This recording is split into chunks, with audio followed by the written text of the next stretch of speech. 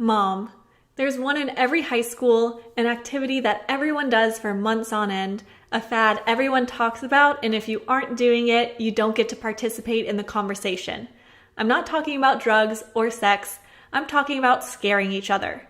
For months in my high school, all anyone could talk about was the haunted houses they visited over the weekends.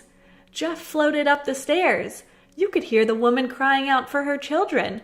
I called bullshit on all of their stories. Even the ones people clearly thought they experienced, figuring it was faulty wiring or old houses settling. I wasn't too interested in their stupidity, but little did I know I was about to experience things for myself, unwillingly. I'm from a very small town in the upper Midwest. My childhood home was literally in the middle of nowhere. Our closest neighbor was about a mile away. The home I grew up in until I was 14 was a rental. Then my parents bought some land and moved a huge old Victorian farmhouse onto it. The house hadn't been occupied in several years, probably decades. The last person who owned it wanted it off his property so the cows could roam free on the land. I still don't know when the house was built, but the original basement had a sign that it was 1909 was the year they installed the furnace, so sometime before that. After the house was moved, there were some repairs that needed to be done before we could move in. It was months before we were able to put anything into it. The first night we actually got to stay there was when I realized my family was not the only ones living in it. My parents picked me up from a school function late on a Saturday. The new house was kind of on the way to the old house, so when my dad turned on the road to go to the new house, I asked, "Where are we going?" To which my dad just smiled. I kindly reminded him that I had the clothes on my back and nothing else to say at the new house. We took a detour back to the old house, grabbing the essentials: toothbrush, pajamas, books, posters. We headed back to the new house. I spent the remainder of my evening putting up the posters I had saved from numerous magazines of cute boys and even cuter animals. I hadn't put them up in the old house, not wanting to rip them down to put in the new house. I listened to music and set up my room for a while before going to bed. Before I go any further, I need to give you a layout of sorts of this house. There are 4 levels: basement, main floor, upstairs, attic. The basement is basically a large living area with the laundry area, no bedrooms down there. The main level is kitchen, dining room, fancy living room, small bathroom. Upper level is 4 bedrooms with the second full bathroom. Attic is a big open space. My parents gave me the option to have my bedroom in the attic or have the master bedroom on the 2nd floor since I would be moving out in a few years. I chose the actual bedroom because I want the closet. The attic never creeped me out. I seriously considered taking it as my room, but I'm a closet girl. What could I say? When you walk up the stairs to the left is my sister's room and my room because they are both the biggest. On the right is a smaller spare bedroom, my brother's room, and the bathroom between the 2 rooms. The hallway is very wide, and at the end of the hallway is a door to the upper level of the porch. When we first moved in, there was no porch yet, so the door led to a long drop onto a rocky driveway. The master bedroom is huge, almost a perfect square. Since I had not been able to set up my room that day, my sister and her friend set it up for me. They put my dresser by the door, the desk by the window, and the bed on the opposite side of the room from the door. They did a pretty good job. I just had to personalize it, so I turned on some music and shut my door so anyone trying to sleep wouldn't hear. My brother's room is right across the wide hall from mine. His bed was right next to his bedroom door, and his door was cracked open just a bit. By the time I went to bed, everyone else in the house was sleeping.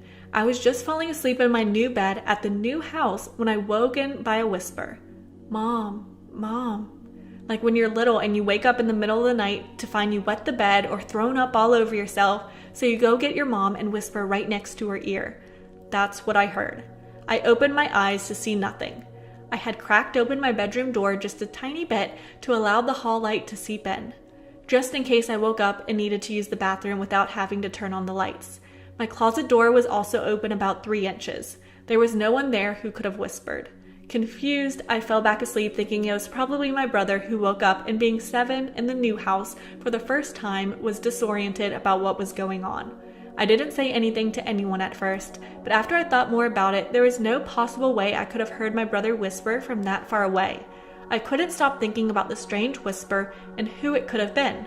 Also, I'd like to remind you, I now occupy the master bedroom where my parents of the previous family most likely slept.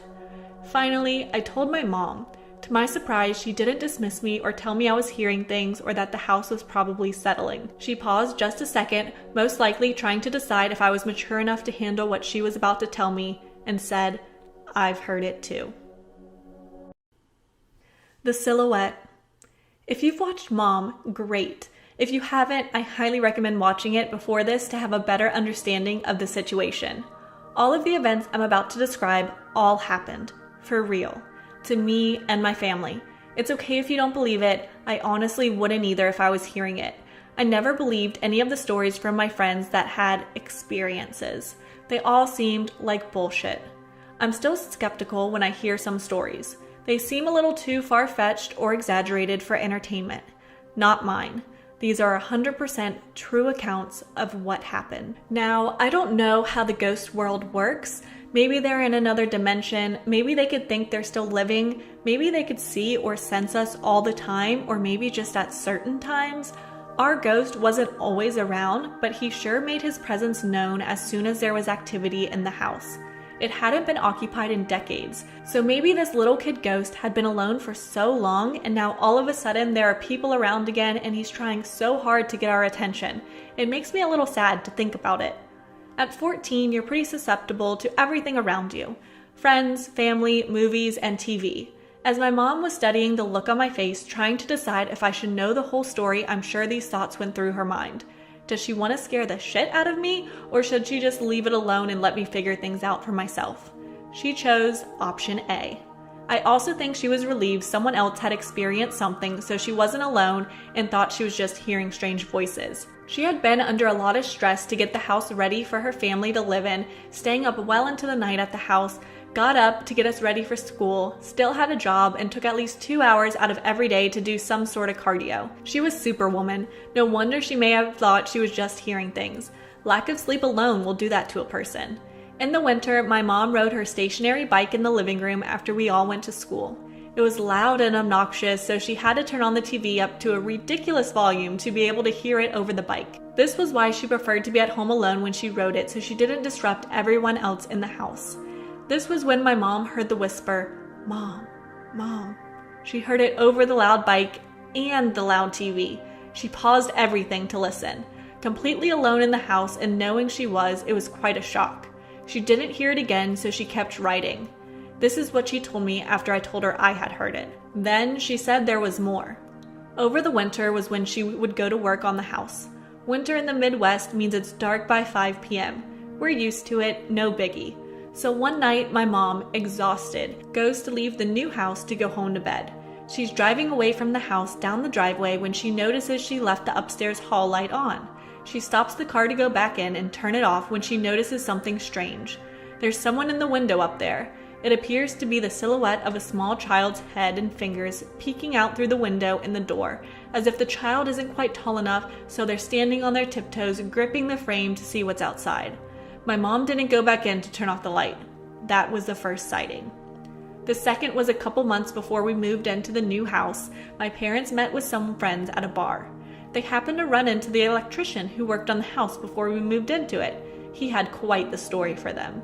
If my parents were working on the house, it was open and unlocked. You could get from the basement to the attic, no problem.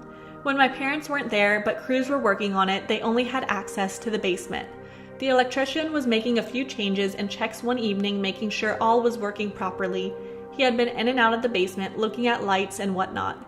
He was outside making sure the yard light was going to come on once it got dark enough, and happened to look up at the house and see the silhouette of a child in an upstairs bedroom. He was there alone with no crew members or their children, and didn't even have access to the main level, let alone the second floor. He was clearly shaken up by it and was relieved when my mom said she had also seen a similar silhouette in the window of the door at the end of the hall. He said it wasn't in the hall window, it was in the bedroom to the right. My bedroom. Elliot. So it's been a while since I've been able to continue my story. Sorry. If you're seeing this part for the first time, you should probably go back and watch Mom and the Silhouette, because this might not make any sense if you don't. If you had watched them both, you are aware of the child haunting the home I grew up in. He's been spotted and heard. Now I'd like to tell you about a little research my mom did after I told her about the creepy whisper I heard the first night we stayed here. I mentioned my parents moved the house onto some land they purchased. The previous owner was an elderly man who ended up in hospice care, unable to carry on a conversation for too long. When my mom went to visit him, she realized she was not going to get very far by talking to him. He couldn't even remember who she was. No biggie, there are records and death certificates, right? Well, sort of. She ended up finding a small cemetery near the location the house was originally standing. It was a small family one, overgrown and hard to find, but there was a grave that was marked Elliot. The marker said the child died at 6. That seemed about right. A 6-year-old would behave the way our ghost was behaving. But why had Elliot died? In the early 1900s, kids died in their sleep because of numerous things that doctors back then didn't even know about. Simple diseases we're now vaccinated for were terminal back then. Sad, I know. Not completely satisfied with her findings, my mom headed to the library to see what else she could find. Records weren't kept as well as they are today back then, but she did find something. There was a small obituary on a child named Elliot who was said to be about 4 years old. Okay, now what are the chances of a child around the same age, with the same name, dying around the same time on the same property? I think someone messed up on the age or year Elliot died. Either way, Elliot didn't go where they were supposed to go. Not knowing if Elliot is a boy or girl, I have a feeling he's a boy, so from here on, I will call him a he. My mother had to be content with her search for the time being. There are now no living relatives to ask, so we have to rely on records even though there may not be totally accurate. It's a bummer. I'm curious about this child. Why is he still here? What does he need? How can we help him? I have no idea. Not that I didn't try. After that first night of hearing him whisper, I kept the closet door closed, not wanting him to wake me up again. I spent a few evenings in my closet on a beanbag chair trying to talk to him and getting no response. I had some luck with the Ouija board at a friend's birthday party once. I suppose you like to hear that story, and since it's somewhat relevant, here, I'll tell you. My best friend from childhood had lost her grandmother to a heart attack very suddenly when we were in 4th grade. As a 4th grader, those things aren't understood fully like they are when you're older. It really hit her a few years later when she finally realized what had happened, and she got super bummed she hadn't been able to say goodbye. That's when one of us suggested a spirit board.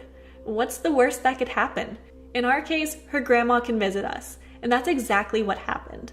Throughout the night, I had been constantly pulling my hair behind my ear when my grown-out bangs got in my face. Typical 13-year-old, but I wasn't able to push them out of my face since my fingers were glued to the planchette where we were summoning the spirit.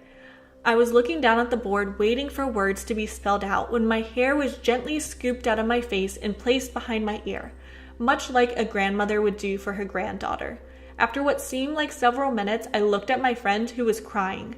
We all immediately took our fingers off the board to console her. Admittedly, a little freaked out, my friend said she was able to say goodbye to her grandma because she had appeared in the corner and smiled at her. She was the only one who saw her, but I told her she had put my hair back behind my ear for me. She had been a wonderful lady, and it wouldn't have been out of the ordinary for her to do that for me. That was before my encounter with Elliot. If my only other spiritual experience had been a less pleasant one, I may have been more apprehensive about the whisper. And since it had been a successful one, I decided to have some friends over and try it myself. We got nothing. Not even a glimmer. Maybe it's because he wasn't related to any of us, or he was just hiding or shy. We will never know. I didn't hear him again while I lived there. That doesn't mean he didn't announce his presence. But that's another story for another day. Keep creepin', peeps. How losing my mother saved my life. My mother died a little over 2 years ago on October 31st of 2016. It was sudden and sort of unexpected. But then when does one look at death as expected? I digress. Apologies, reader, I tend to ramble. Kudos to you if you get to the end, and it's a bit of a long, painful story, but I feel it's important as well as therapeutic to tell. I moved away from my family, my mom especially, since she and I were the closest, about 3 years ago. My mom was of course sad to see me go, but knew it was best for my family. So I moved, and unbeknownst to me, my mother neglected her own health to care for my asshole male DNA donor and my autistic but amazingly intelligent younger brother. So she got sick. Really sick. Like rushed to the hospital and into the ICU kind of sick. I'm my mother's POA, so I was notified, and she called me to tell me not to panic. So I panicked. big time. She tells me she had a hard time breathing one day, so my brother tried to convince her to go to the ER. And it got so bad that she got scared and called 911. Saved her life, for a little while. Turns out my mother had a severe case of pneumonia. She smoked, I had suspected for years she had COPD, and she knew but wouldn't tell me. So okay, pneumonia. I work in the medical field, I know it's serious but treatable, and she's obviously doing okay if she's calling me, right? Except at the end, she drops the bombshell. They found cancer on her chest CT. My mother had cancer. That was the first time in the next few weeks my world would shift on its axis. This was October 10th. So I cry and I freak out, but when the nurse takes over and I start asking about stages, type, treatment plans, scans, etc., she was very vague, but told me it was bad. She had met with an oncologist and was going to do chemo.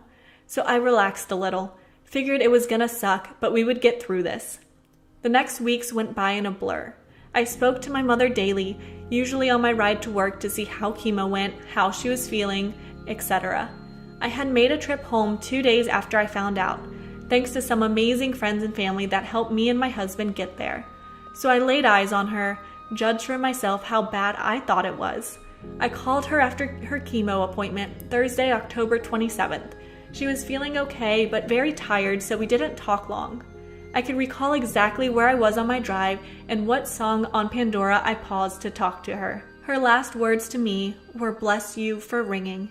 My mother was British and very verbally proper, so that was her typical goodbye.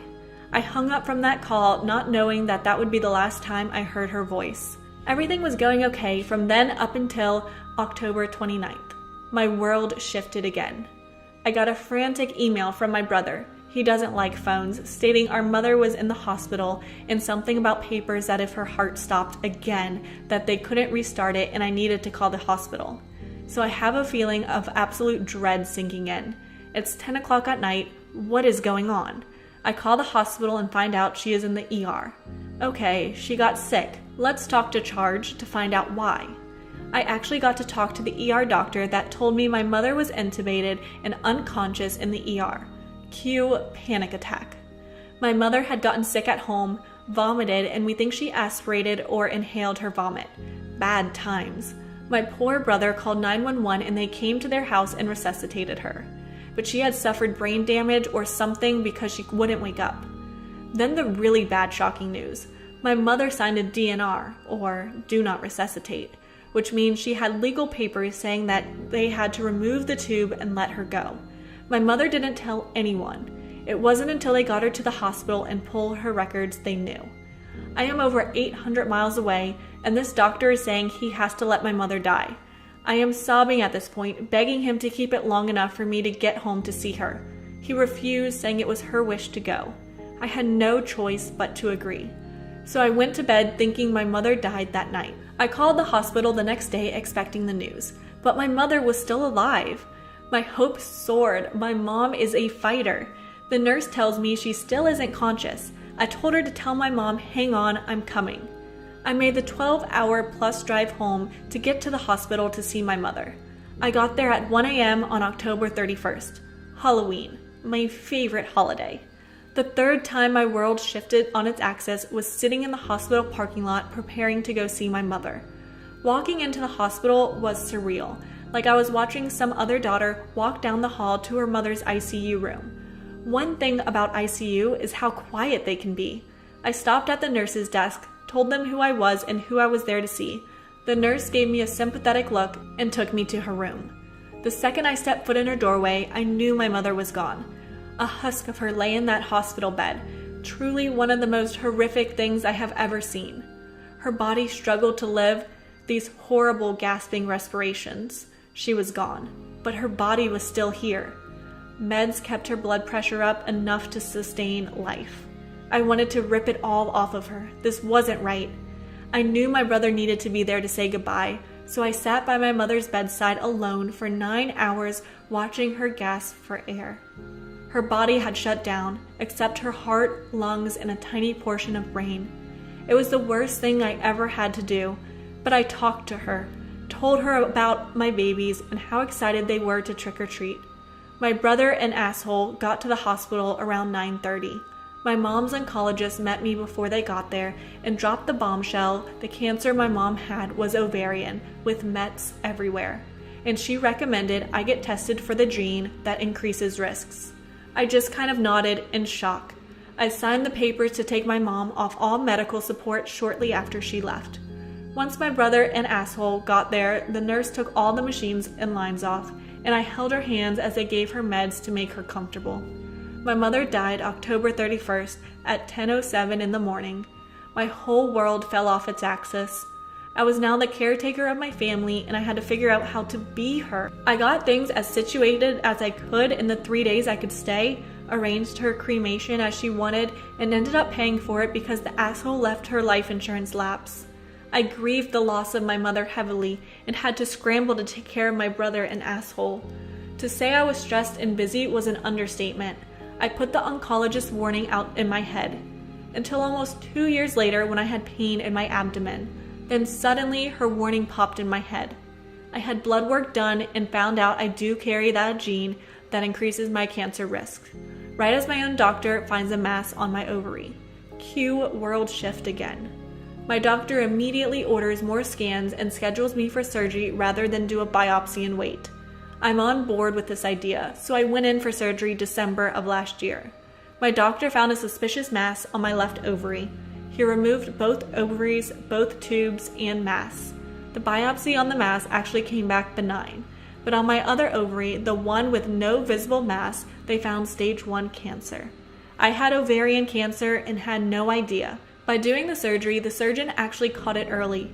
If my mother had not died of ovarian cancer and her doctor told me to get genetically tested, I would not have known I had it until it was too late. Ovarian cancer spreads quickly, and usually by the time it's found, like my mother, it's too late. My blood test result pushed my doctor to do more than biopsy, and removing both ovaries, he caught the real threat. My mother's death saved my life, along with the BRCA gene test. I cannot stress enough that everyone should get that test to find out your cancer risks. Knowledge is power, especially in healthcare. I have sent my mother's oncologist flowers every year on her birthday and Halloween. Let's go back to late August 2017 when I, after not going on a date or actually even talking to a man for 9 months, decided to download Tinder and Bumble. Turns out it's all the same people on both apps. Same dis, different pics, am I right? I met a guy named Mike. We talked and drank beer at the since closed Green Lake Bar and Grill for 3 lovely hours, and afterward I walked him to his car. His car, because I suck at parallel parking, and in an effort to avoid having the patrons at my destination witness the embarrassing attempts and failures of properly operating a vehicle, I have been deemed fit to drive for over a decade. I find an empty street, ditch the car, and walk half a mile or more every time. Gotta get my steps. Do people still count those? I don't. Whatever. Anyway, we get to his car and it's a wreck, full of overflowing cardboard boxes and garbage in the back seat. The exterior paint is peeling and there are empty cigarette boxes strewn about, tobacco ash on every surface, spilling like slow lava flows from every crevice. Crooked butts peek out from under the seats like the stale McDonald's french fries of my grandmother's minivan throughout my childhood. I am half convinced that Mike has lived full time in this car at one point recently. Total dirtbag aesthetic. So naturally, I was swooning. We said goodbye and hugged briefly, politely. He didn't try to kiss me. A dirtbag, possibly homeless dude who isn't even into me. Hot damn. Yes, please. I was fantasizing about all kinds of dirty things during the tokenesque journey back to my car. It dawned on me very quickly that my chances of having sex in the near future had increased from 0% to whether or not Mike's car could survive the drive to my place if we were ever decide to hang out again. I looked up local mechanics and tow trucks just in case. I made a special trip to Safeway the following day to purchase condoms. I found a shopping basket and headed toward the aisle where I assumed condoms were kept. My anxiety reminded me that I am not mentally or socially equipped to make a purchase of just condoms, even if I paid for it through self-checkout during the mid-afternoon lull I was strategically counting on. Discretion, modesty, and decades of sexual shame directed at women prompted me to first wander through the produce section. I actually needed bananas and grabbed a few cucumbers, carrots, and then tossed in a package of pre-made guacamole, a box of brown sugar Pop-Tarts, and a few things to reduce the phallic-shaped objects piling up in my basket to further conceal the condoms. Dating is hard. That's what she said. I grabbed a box of a dozen condoms feeling optimistic and proceeded to argue silently, as to not draw attention, with this register that scanned items were already placed in the bagging area. Why is this still a thing? Fix this. I got home and unpacked the reusable shopping bag only to realize the condoms were not in the bag. I looked around the kitchen and the space near my door where I dropped stuff and piled up shoes. Nothing. I checked the car next because what I lack in parking skills, I make up for in taking turns too fast when driving alone. Like I don't know if I want to live or die, and I need those little moments I'm not sure if the tires are going to stay on the ground. I feel a little lift or a slide and know, because I'm close to death, that I'm alive and like it. But the condoms were nowhere to be found. The receipt confirmed I paid for them. I was frustrated because I spent like $40 just to buy condoms and I didn't even get them home. If nothing else, I am a bee on a budget and I can't afford to go through that ordeal again. Reason told me to call the store. Reason is an a-hole. The call went like this. Thanks for calling Safeway. This is Timmy, or some other teenage-specific names adults never have. How can I help you? Yeah, hi, I just went through self-checkout and got home, and one of the items I purchased didn't make it home with me. Is there anything I could do? Oh, sure, I could check to see if you left it over there, he said, with the professional level of enthusiastic charm that is required for bullshit customer service calls. We usually keep stuff on the side when people forget things. What's the item? This is the part of the sitcom where Jack Morris pauses life at Bayside High School and speaks directly to the audience, telling them how I am about to heck everything up. Jim Halpert is making that face at the camera. Classic horror movie music starts playing at an ominously increasing volume that everyone but me and the fisherman from Jaws can hear. Boisterous women in movie theater audience are yelling, "Hang up the phone, you dumb bee!" This is real life, and I can't hear them. I imagine if I could, their cries would haunt me like Clarice and the Screaming Lambs. Plus, I am masochistic, or a moron, possibly both. Yeah, I say in my almost Bill Lumbergh tone. It was condoms? The pitch of my voice rose as I spoke the last word like a question, like I wasn't sure if I wanted to say it. I didn't. Timmy tried to put the call on hold before he started giggling. He was not successful. I am on hold. This is the part of the sitcom where Zach Morris pauses Bayside High. Jim and the shark from Jaws have teamed up and are both making that face through the office blinds.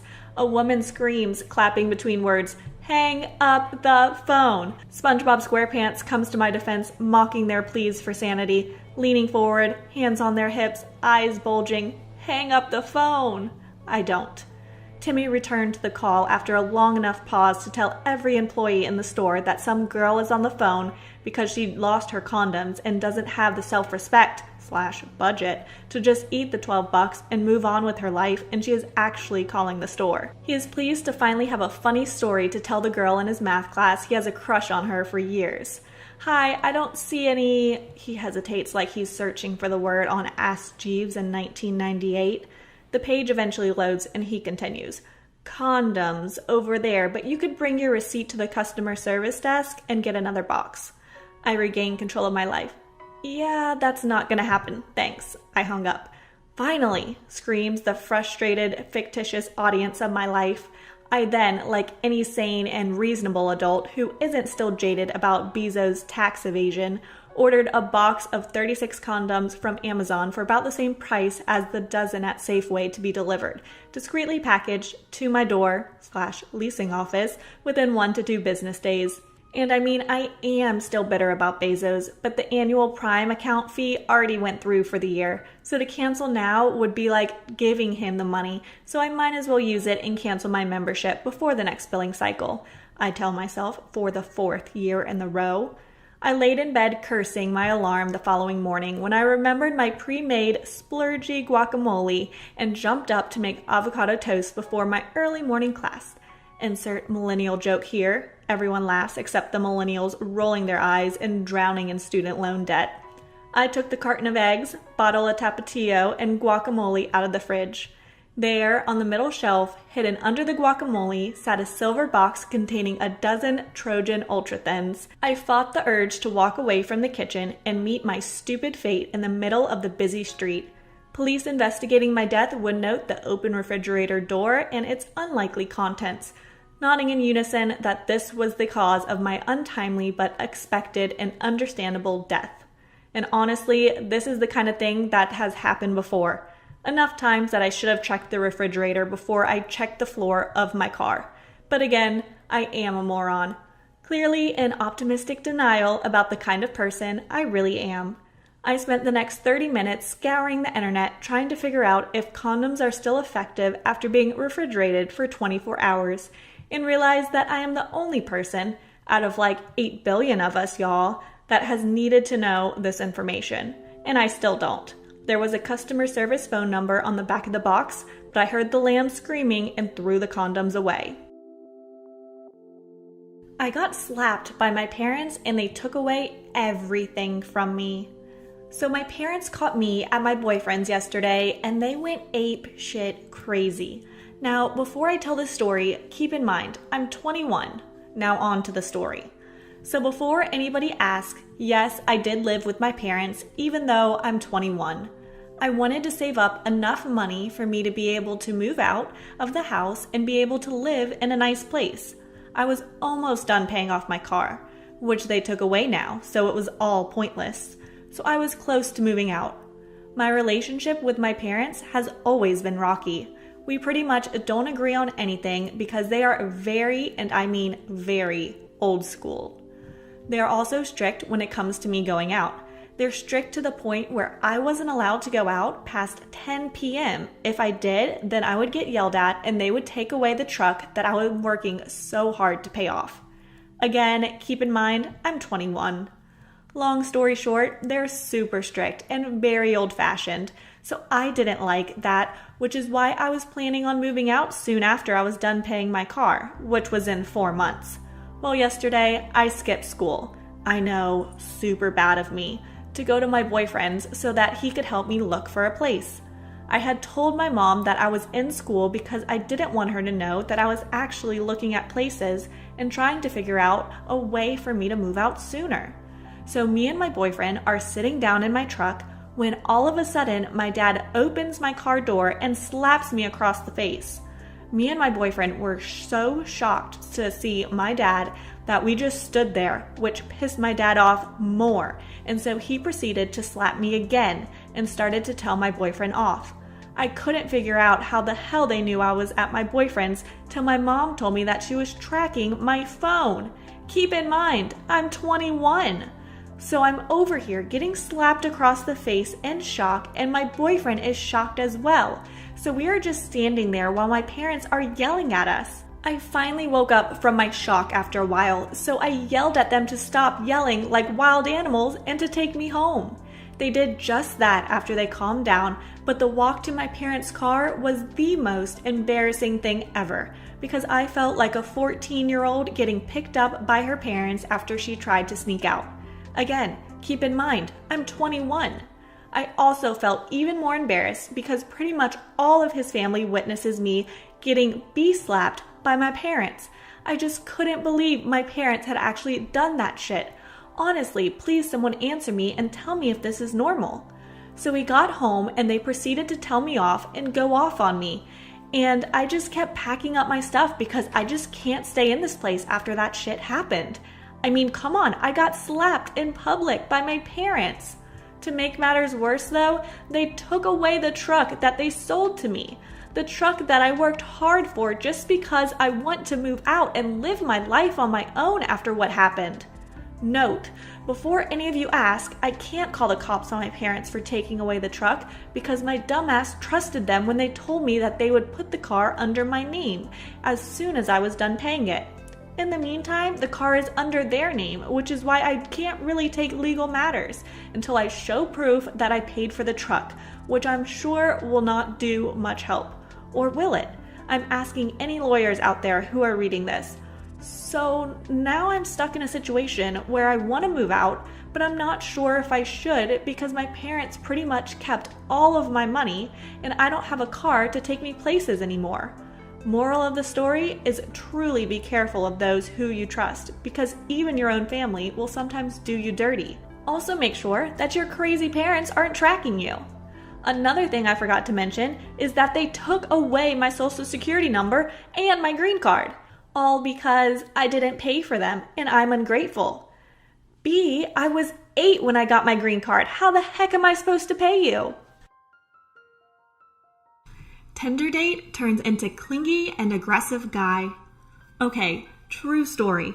I had been dating a guy for several years, and after a number of tense and tough conversations regarding some issues we considered irreconcilable, we broke up. I was single for about 7 months, whole and healed. I understood why we broke up and believed that because of our mutual refusal to bend to the other person, it was for the best. I go on Tinder. I'm a busy gal, and I wanted some food and some wine and an orgasm or two.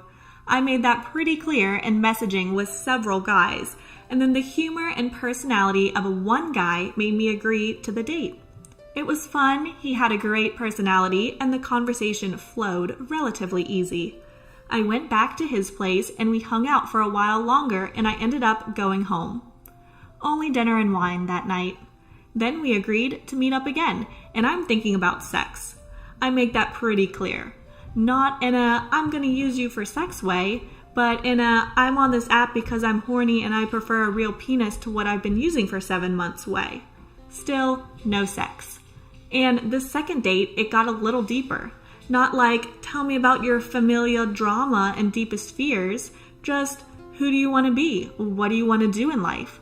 I realize we are pretty far off on the spectrum of our goals, and I don't think you have to line up on goals, but at least drive or ambition. I'm thinking, he's nice, but I don't think I want this to go anywhere. So I tell him that. He says it's fine. He knows what Tinder is for, and he gets it. He thanks me for my honesty, y'all. Fast forward a week or so of texting, schedule's not lining up, still no sex. I'm talking to a few other guys on Tinder, and then my ex after 7 months of running into each other for work-related stuff. We don't work together, but people we work with each of us. In the occasional text, he asked if I need any help moving. A mutual friend mentioned I'd asked for their help. He figured he would offer. Anyway, the ex can't make the move in a day, but comes the day after to help me mount my TV, set up my bed frame, and install a cat door. He was a little weird when he got there, but it was fine. And then, randomly, in the middle of us mounting the TV, he tells me that he's done a lot of thinking. He's talked to his closest friends and his dad about it. He's not big on asking for help, so that's quite the step. And he wants to know if I'm still single. He wants to take me on a date because he realized that some of the issues we broke up over either weren't issues anymore or weren't worth it if it meant he didn't get to have me in his life. Straight out of a damn rom-com this moment was. Meanwhile, in my head, I'm thinking, how is this real? People don't actually do this. You don't break up for 7 months and then get back together. I tell him I've been going on dates and there's a guy who I've been going out with specifically. It's nothing serious, but I don't feel good about just dropping him, and I don't feel good about just jumping back into a relationship we quit for good reasons. So I sent him on his way, after the rest of the installs were done, and I told him I'd think it over. I tell the Tinder guy as soon as we talk next. I'm not in the business of playing with hearts, and I don't want to feel like I'm cheating on someone, even though I'm technically dating no one. He says it's cool, he gets it. Then we do have sex. It's awful. He takes a medication that makes his parts not work all the way, and he was very porny about the whole encounter. In the let's trade positions every 2.5 seconds, and I'm gonna slap your ass hard without mentioning it, and choke you a little without mentioning it before. I faked an orgasm so it would be over, and then he said he couldn't get off without watching porn anyways. Okay, what a fun day. Tinder for the win. Several weeks go by, no sex, a few dates with each guy, lots of tough and intentional conversations with the ex. We come to an agreement. We decide a trial run of dating without sex for about a month and see if it could work. I tell Tinder guy, it's over, I'm going with the ex. He absolutely loses it. Sends me 20 texts in about as many seconds. Calls me several times and ends up telling me I'm not as strong as I think I am if I'm going back to him, as if he was an abusive asshole I fled from. Tells me I'm not even that attractive, that I'm weak-minded and pathetic. Continues texting me mean things, leaves me a very mean voicemail. Luckily, I had just moved and he only had my phone number. Probably stalked me on social media, but didn't have my old or new address. I ended up telling him that it had nothing to do with him, that I was sorry and it wasn't my intention, that we weren't even dating and there was someone out there for him, that we were better as familiar strangers. He really didn't like that and ended up telling me that he loved me and that I was the closest thing to it he'd ever met and that he would never move on. I've now been back with my ex for 8 months and we're doing great. Tinder guy has completely left me alone since the week he confessed his undying love to me, and I've moved on. I'll never date online again. I'll never recommend dating online to anyone. What a wild ride. I wish I made up that story because it caused more than a few tears and several scary nights as I lived alone at a time, and I didn't know how crazy Tinder guy really was. Maybe he'll kill my firstborn one day as retribution. Who knows? A date I will never forget. Honestly, I've never been a very open person.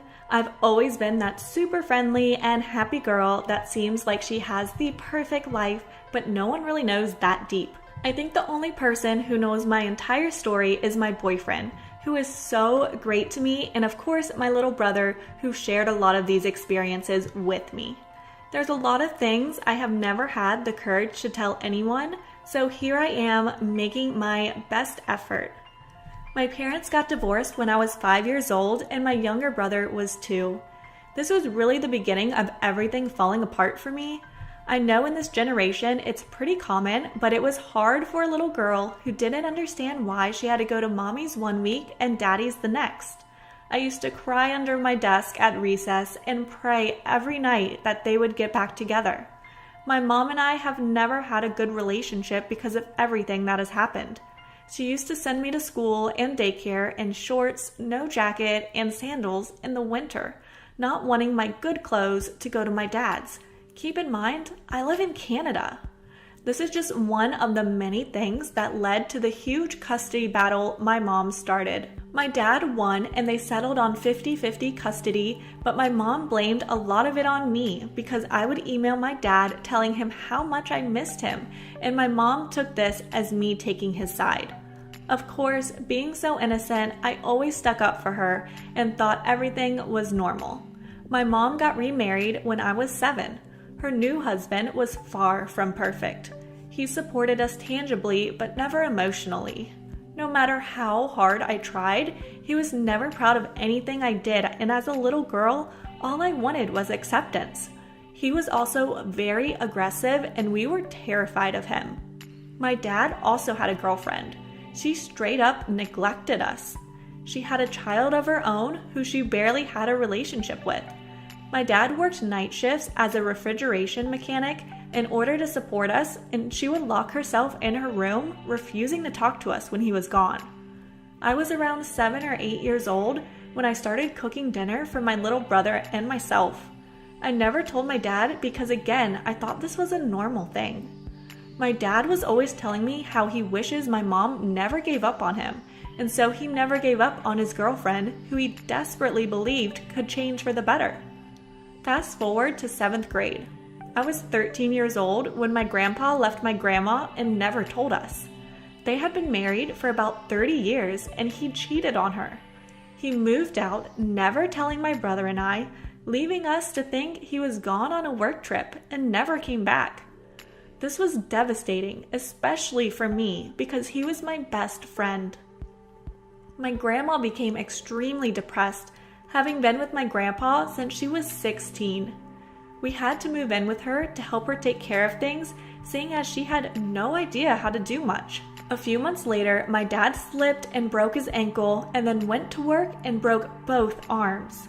It was a year worth of surgeries and officially parenting my brother because my father physically couldn't.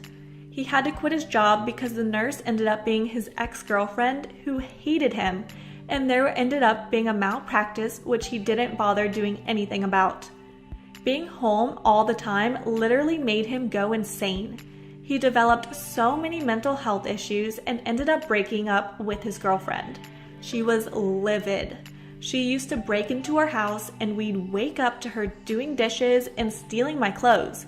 No joke. One time we woke up to her in our shower, and when we tried to leave, she jumped on the hood of his car, butt naked.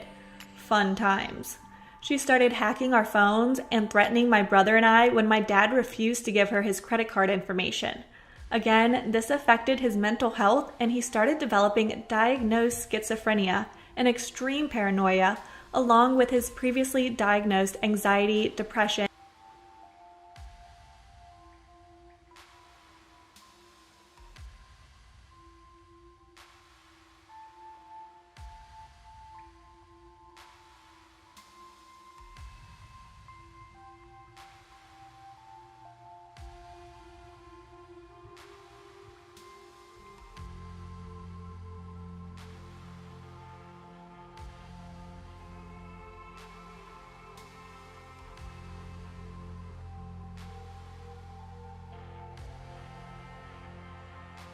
A date I will never forget.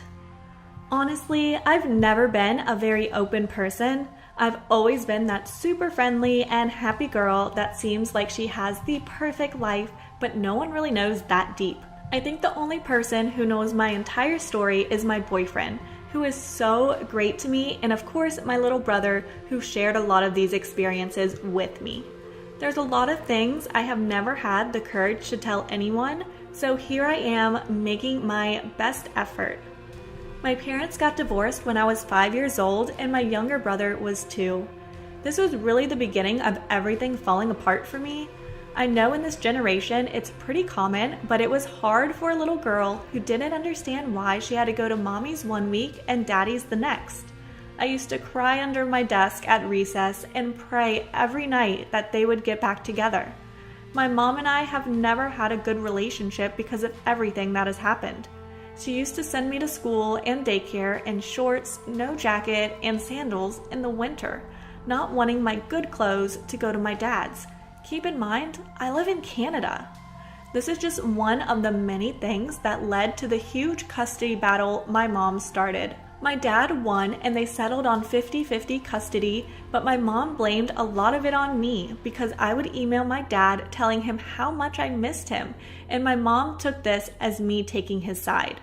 Of course, being so innocent, I always stuck up for her and thought everything was normal. My mom got remarried when I was 7. Her new husband was far from perfect. He supported us tangibly, but never emotionally. No matter how hard I tried, he was never proud of anything I did, and as a little girl, all I wanted was acceptance. He was also very aggressive, and we were terrified of him. My dad also had a girlfriend. She straight up neglected us. She had a child of her own who she barely had a relationship with. My dad worked night shifts as a refrigeration mechanic in order to support us, and she would lock herself in her room, refusing to talk to us when he was gone. I was around 7 or 8 years old when I started cooking dinner for my little brother and myself. I never told my dad because, again, I thought this was a normal thing. My dad was always telling me how he wishes my mom never gave up on him, and so he never gave up on his girlfriend, who he desperately believed could change for the better. Fast forward to 7th grade. I was 13 years old when my grandpa left my grandma and never told us. They had been married for about 30 years and he cheated on her. He moved out, never telling my brother and I, leaving us to think he was gone on a work trip and never came back. This was devastating, especially for me, because he was my best friend. My grandma became extremely depressed, having been with my grandpa since she was 16. We had to move in with her to help her take care of things, seeing as she had no idea how to do much. A few months later, my dad slipped and broke his ankle and then went to work and broke both arms. It was a year worth of surgeries and officially parenting my brother because my father physically couldn't. He had to quit his job because the nurse ended up being his ex-girlfriend who hated him, and there ended up being a malpractice which he didn't bother doing anything about. Being home all the time literally made him go insane. He developed so many mental health issues and ended up breaking up with his girlfriend. She was livid. She used to break into our house and we'd wake up to her doing dishes and stealing my clothes. No joke. One time we woke up to her in our shower, and when we tried to leave, she jumped on the hood of his car, butt naked. Fun times. She started hacking our phones and threatening my brother and I when my dad refused to give her his credit card information. Again, this affected his mental health, and he started developing diagnosed schizophrenia and extreme paranoia, along with his previously diagnosed anxiety, depression, and ADHD. About a year later, he believed she was only threatening him with us because of him and thought hurting himself would save us. He tried to OD on his meds and ended up in the psych ward in the hospital. The doctors believe this did permanent damage to his brain. Of course, he was never the same after this. Because of the custody battle, I was always terrified my mom would take my brother and I away, and we'd never see him again if she knew anything relatively imperfect about him. So I hid everything from her, and she never knew he was in the hospital. The entire year, we stayed with my grandma on his days, and she'd drive us to the hospital to visit him. He tried so hard to spoil us and would make crafts for us to bring home every time we came to see him. This was so difficult for me because I had to go to bed every night without being able to say goodnight to him, and I had to go to my mom's the next day and lie about it. About a year and a half later, he could come home. This was a big change, and he had a new girlfriend by this time, who also ended up being crazy. Moving on about a year later, and he tried to hurt himself again, the day after my 15th birthday. This time, my brother and I were there. I remember him running up and down the stairs, angry, dazed, and refusing help. We called the police, and my brother and I hid upstairs under my bed in fear they would call Child Protective Services. Right below my room was the front door, and so we could easily hear everything. My dad refused to go with them, and they tased him to get him to cooperate. I remember his scream like it was yesterday. This was truly one of the hardest moments of my life. He ended up back in the hospital, and again, I had to lie. After 6 months, he was okay to come home. There were times where he asked me to sit in the closet until daylight because he swore someone would come hurt us. I was the only one he could talk to. My brother and grandma told him he was crazy, but I let him vent without fear of judgment. He was my best friend. He would come into my room and cry at 2 a.m., telling me how much he loved me and how sorry he was for putting me through so much. His happier days, he would come to my room and we'd bond over music. That was our thing, trying to impress each other with our new or old rap and R&B music we think we'd like. He supported every single thing I did, and as he could come to me without fear of judgment, I could do the same with him. He tried so hard. He was honestly the best dad I could have asked for. Yes, he put me through a lot, but I would do it over again if I could. November 10th, 2017, a date I will never forget. I was 17, turning 18 in 3 months to the day. I get to my dad's and my grandma is sitting with all my uncles on the couch. They all look devastated and I don't understand why. I put forms in my stomach and I start panicking, asking where my dad is. I start running around the house, hoping to find him sleeping in one of the rooms, to no avail. The words, "I'm so sorry, your dad passed away this morning," along with the crack in my grandma's voice and tears in her eyes that follows, burns in my memory. My brother instantly starts screaming and bawling in pain, but I try not to react to make sure he's okay. I can't help but to start screaming myself. I collapse to the floor and begin rocking back and forth. I remember sitting up and saying, "You're joking, right?" about 10 times, hoping it was just some cruel joke. After that night, I became numb to the feeling. I couldn't cry. I went to the funeral a few days later with a straight face. I was so hurt that I couldn't cry no matter how I felt. My best friend was gone, and it was the most heartbreaking thing I've ever been through. His crazy new girlfriend accused me of not caring when he passed because I wouldn't give her his stuff, and then didn't show up to the funeral, proving how much she really cared. On God, I almost fought her. I ended up telling my mom everything about his mental health, to which she started resenting me for hiding for so long. This pretty much ruined our relationship, which is the reason I moved out, and with my current boyfriend about 6 months ago. Side story, I had a different new boyfriend at the time who came to the funeral with me. A week later, I caught him cheating on me. I'm now 18, and it has been almost 2 years since he passed. I moved out of my mom's because of our relationship. I live with my boyfriend, who I met in April 2018. Thankfully, I had an amazing support group who helped me get back on my feet. I'm attending university in the fall, have started my own small business, and am working full-time. Instead of allowing my devastation to victimize me, I use them to motivate me. We all have rough patches, but I am confident that as long as you are motivated and persistent in succeeding, you can, through anything. How religion took 16 years from my life. It feels weird to do this, but I wanted to tell my story to people who might understand. I'm not professionally diagnosed, but I definitely have deep emotional and mental problems. Please don't tell me to seek out professional help. I want to have therapy so bad. I know that I need help, but for now, it's not possible. Because if I would ask my parents, they would tell me I should pray to God and He would fix the phase I have. But I assure you, as soon as I get the opportunity to seek out professional help, without my parents knowing I'm going to. As long as that is possible, I'm trying to figure out what is going on with me on my own. I did so much research during quarantine because I started to question my sense of self, especially my identity, and ended up having an internal crisis. I thought my issues weren't that deep because I never was physically abused and technically everything in my life was fine. I had clothes, food, and an overall loving family on the surface. And I played it down because I thought someone like me can't call their experiences trauma because I was never hit nor bullied. Generally, people like me because I was a massive people pleaser and still do it, but it's gotten better.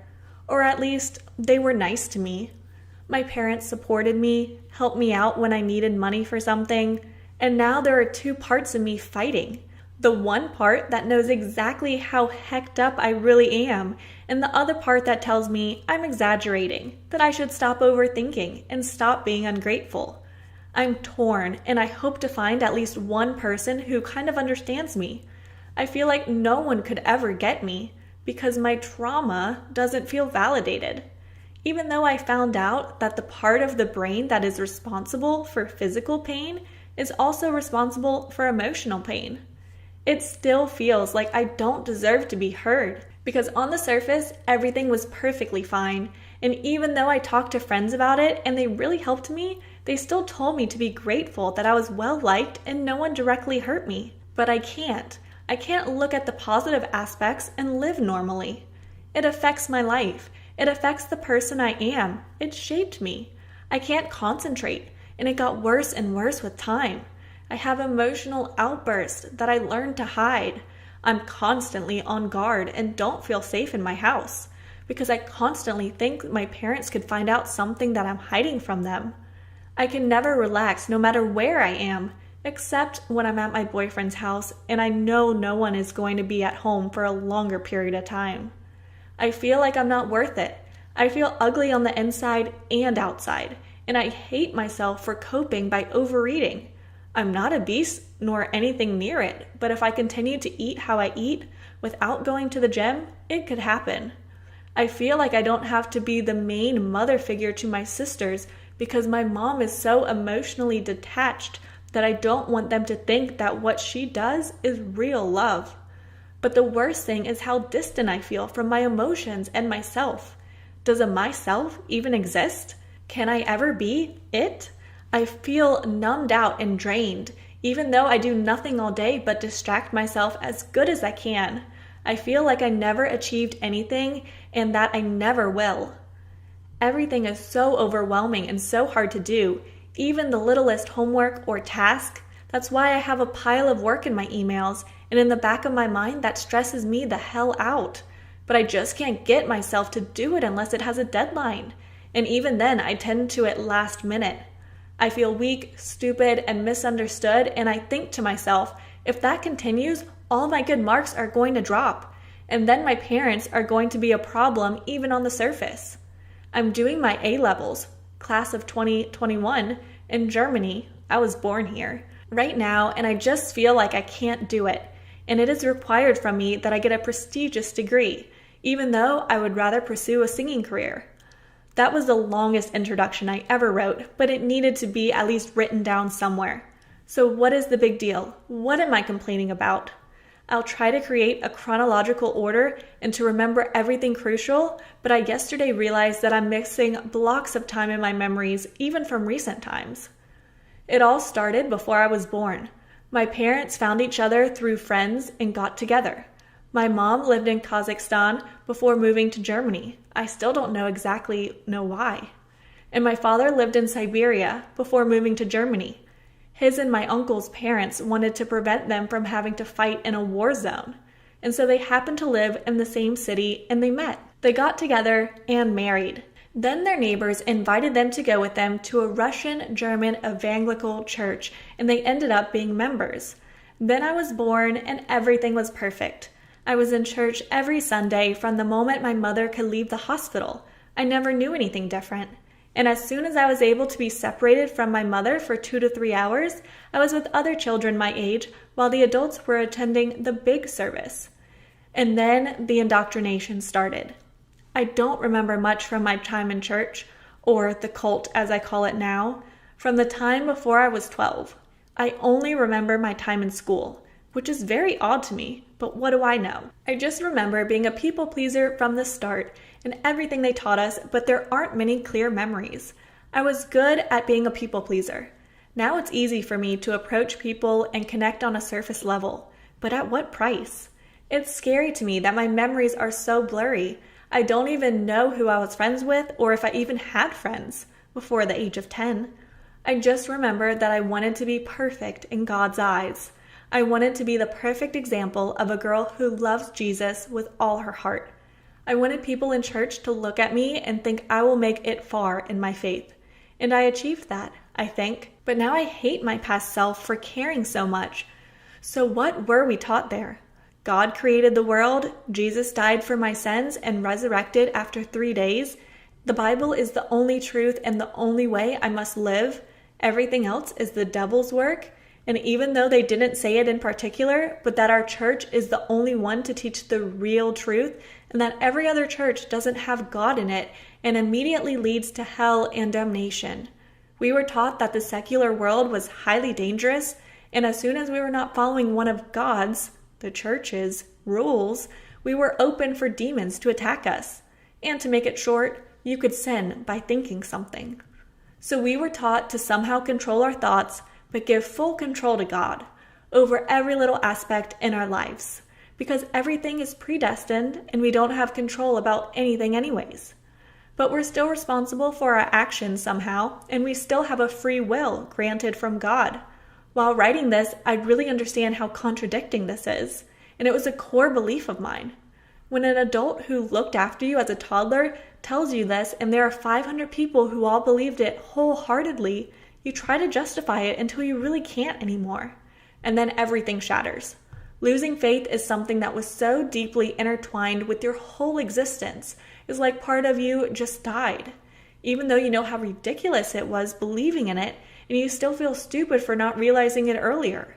So in a nutshell, everything bad you do is because you're not saved. Because for someone who is really saved, it's physically impossible to sin no matter how, and automatically fully your fault. But when you achieve something, it's because God did it. You're never capable of doing or achieving something on your own. You're even unable to think the right, good way. So you're basically nothing and unimportant. But when you come to God, He gives you a purpose He specifically chose for you. You matter to Him. You're worthy of His love. And even though we were taught He is forgiving to everyone and almost everything, if you only follow him everywhere he leads you. Another bizarre contradiction they teach little children: you're nothing, but with God, you're worthy. It makes me unbelievably mad that there are gradually more and more children who grow up believing this, who are taught that demons, the devil, and hell are around every corner to take them and torture them for eternity if they slip up one tiny bit. That's why I cried myself to sleep for years, begging God to forgive me for saying shit one time, or thinking in my head that I wanted to kiss a boy, not speaking of being attracted to a girl, because of course anything than straight marriage within my church is wrong. Yes, I was expected to have a boyfriend within church, and if he was in the world, I had to convince him to go to church, and he has to love God. We weren't allowed to date before 17, and of course, no premarital sex, but they took it further to prevent it at all cost. You weren't allowed to be alone in a room with your significant other before marriage, so nothing could possibly happen. Holding hands and short hugs were allowed when engaged. So if you grew up there, find a boyfriend and get engaged as fast as possible, because if you fall in love, it must be in God's plan. Because you want to F and then marry as fast as possible, you have to be together at least a year and then be engaged for at least half a year to have your first kiss ever, if you weren't sinful, in front of everybody, and when the pastor says, you may kiss the bride. We were taught that God wants us to be pure and learn to value our partner's personality. They told us girls that if we had a sexual relationship before marriage, you would never know if he really loves you or just wants your body, and that every guy outside church would never love us for our personalities. Another contradiction. These young adults rush into marriage not because they think, wow, I really value my partner as a person. No, they're sex-driven teenagers lying to themselves, which is absolutely not their fault, of course. No one is appreciating anything, and if they are, they're very lucky, because there were maybe 15 people in your age range that you could end up with. Girls were also taught to save themselves because we are like chewing gum. And if you're all chewed up, your godly future husband wouldn't want you, would he? We were told we were pure glasses of water. And if we sleep around before marriage, or even with only one person, every time dirt would fall into our pure water. And no one wants to drink dirty water. But the one thing that stuck with me that my mother, and later on, more older woman, told me was every time you sleep with a man, he takes part of your soul with him. That's why there should be only one guy from the start, so that you don't end up losing your soul. The thought of that terrified me to the core, and I believed it. Now I know it's bullshit, but it was in my head constantly for 5 or 6 years. We were told to cover up so guys don't want sin with their eyes and thoughts. Knee-length skirts and shorts were allowed, and I always hated how they looked on me. And you had to cover your belly and your shoulders at all cost. Cleavage was obviously not allowed, and so weren't tight clothes, only skinny jeans, not leggings, especially when you had a little bit more chest. And if you dared to show a tiny bit of skin, no matter how hot summer was, even if it was accidental, you'd get in trouble. I was in that godforsaken building almost every day, except for Wednesdays where we would meet up with our local little group of girls. There was a leader a few years older than us, and I'm glad mine wasn't as controlling as others and didn't force me too much to work in different groups in church and discuss what our beloved, I could vomit remembering him and his sleazy and narcissistic behavior, pastor taught us on Sunday. I was involved in worship, and my love for singing kind of saved me because that's the only thing I really did because I myself wanted it. I danced, which was okay. It was workout for me and not dancing for God when I think about it. I looked after toddlers once a month during service with other women. I was in the theater group, and when there was an event for teenagers, I was responsible for leading a group of other teenagers to organize it, so everything was done and standing where it belongs. I liked organizing, so I was lucky they just positioned me there, but it was still hella stressful. And I played the piano, which I didn't really enjoy. So there were the basics. I was heavily involved. With 12, you move from being with children to the big service, and you're finally old enough to be part of all the cool things the teenagers did. But then you're also constantly stressed out, which worsened every year because obviously school got harder, but also the church demanded more and more, and suddenly you were thrown into highly responsible tasks, which drained you. When I was 14, I started constantly having headaches. I started drinking coffee because I was exhausted from not being able to sleep, being stressed out, and constantly worried that someone would find out my secrets. And now I need a very strong one for it to work. Because in school, I was someone else. I had a different name in my school, my real name. In church, the pastor required my parents to introduce me with a very faraway nickname from my real name because it sounded like a name in the Bible that an evil person had, and if I'd be called that, it would curse me. I did and said what I wanted. It increased gradually because I still tried to be myself, which you could be in church. No. In school, but obviously couldn't do that because no one can. I thought I was being myself in school, and maybe that was myself when I was 14, but I still was the most severe case of a people pleaser. And I always ended up in dependent, toxic friendships because I could never say anything against them. I had no one else who was close to me, so that also hurt me even though I didn't notice at the time. People abused my kindness because in church they told us we had to be nice, and I could do that at least. So I held on to being nice to everyone, helping everyone, and inviting people to come to church who were remotely close to me, which still embarrasses me the most, but you get in trouble when you're not inviting people. I'm so glad I was in a very accepting class.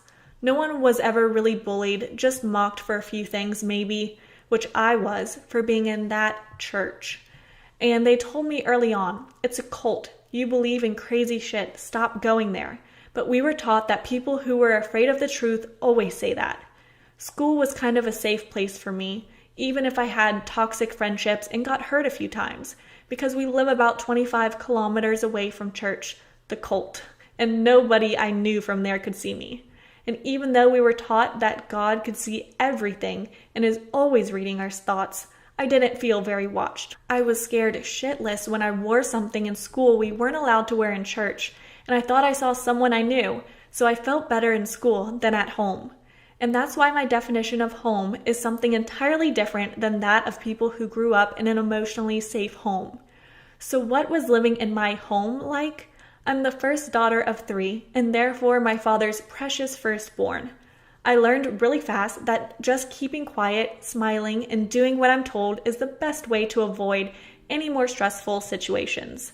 I hated every form of confrontation, and I still do. When I was young as 3, my father threatened to hit me with a belt, and did it a few times, but I stopped misbehaving or questioning, so no one yelled at me anymore, and no one told me to stand in a corner without looking. So I just learned to not show my emotions at all at home, because emotions cause trouble and distress. They also told us that. God and our own intellect, which is controlled by God, must lead us. Emotions come out because of the devil. My father was in control of everything, and to this day, he is still extremely sexist, racist, homophobic, transphobic, etc. You name it. And he still thinks I have exactly the same opinions as him. He is very critical of my boyfriend, but because he puts on a facade in front of my father as I do, my father likes him. My parents, more my father, still don't want me to have anything premarital, even though they are less strict than before. So yeah, I can't ask for birth control because then they would not let me see my boyfriend. As I said, my father is very controlling and has a very high opinion of himself. Because he is providing for our family, he doesn't have to do anything regarding the house. This is on the women and the 4 girls in the house, because that's what God made us for. Popping out babies, cleaning, and cooking. But I still have to get a degree and a high-paying job. And then I ask myself, what do you want from me? What? In church, we learn that you have to find a job that gives you enough time to be as active as possible in church, while giving birth to as many children as possible and managing your whole household completely alone, because your husband is by God's law above you and there to lead you. How remarkably generous of you to lead me, because I can't decide on anything ever due to always thinking I don't have control anyways. That's why I need to plan everything obsessively and always know and control what's going on. I idolized my father until the realization that we don't have any emotional bond slowly reached me until it hit me hard. I had to organize my phone a certain way and delete messages so in case he would want to go through it, he wouldn't find anything. He wanted me to be his perfect show daughter who has good marks and serves God with all of her existence, and he really did that. In front of him, I am what he wants me to be.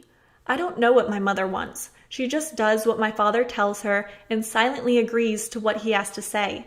Maybe I learned to behave in that way because she did. I'm honestly sorry for her because she never had a chance to study anything that could make her independent because of moving to Germany at 17 or 18 and not being able to speak the language very well. I could cry because no matter how brutal this sounds, her life is over in a way. She is what I never want to be.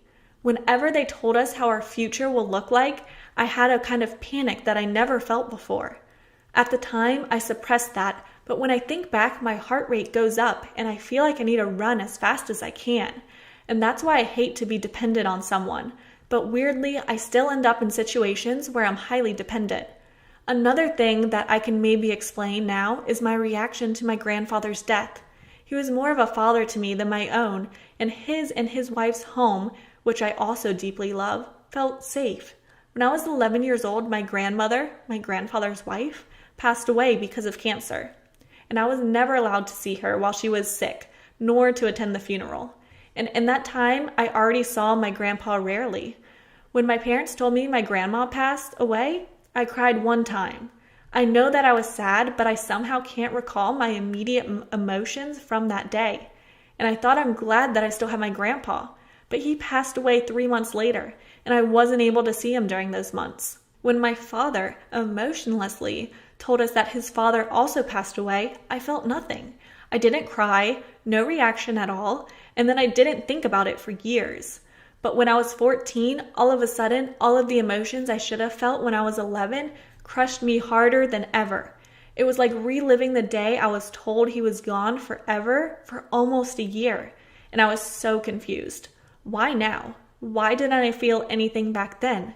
Because my brain was already way too stressed for an 11-year-old and just didn't process properly. Then 3 years later, something triggered my memories and the horrors began. When I was 16, it hit me again because I found out he committed suicide through my cousin. Back to the cult.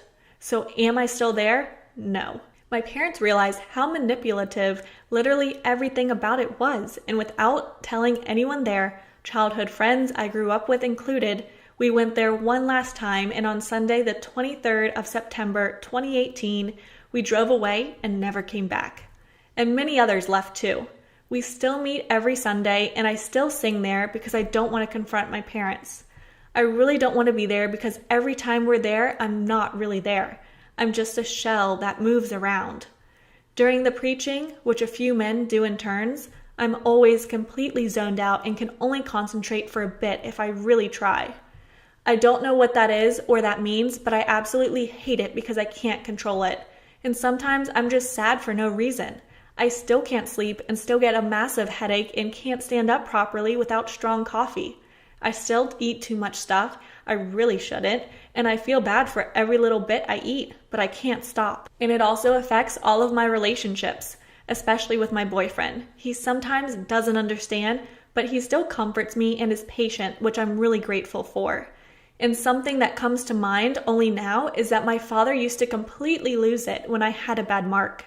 I was afraid to come home and always started crying before even telling him. And then he would shout even more, beat the table with his fist and tell me to stop crying. Now I can control if I'm going to cry or not when something upsets me, and if I want to show my emotions or not. Being a very good liar was essential, and it still is.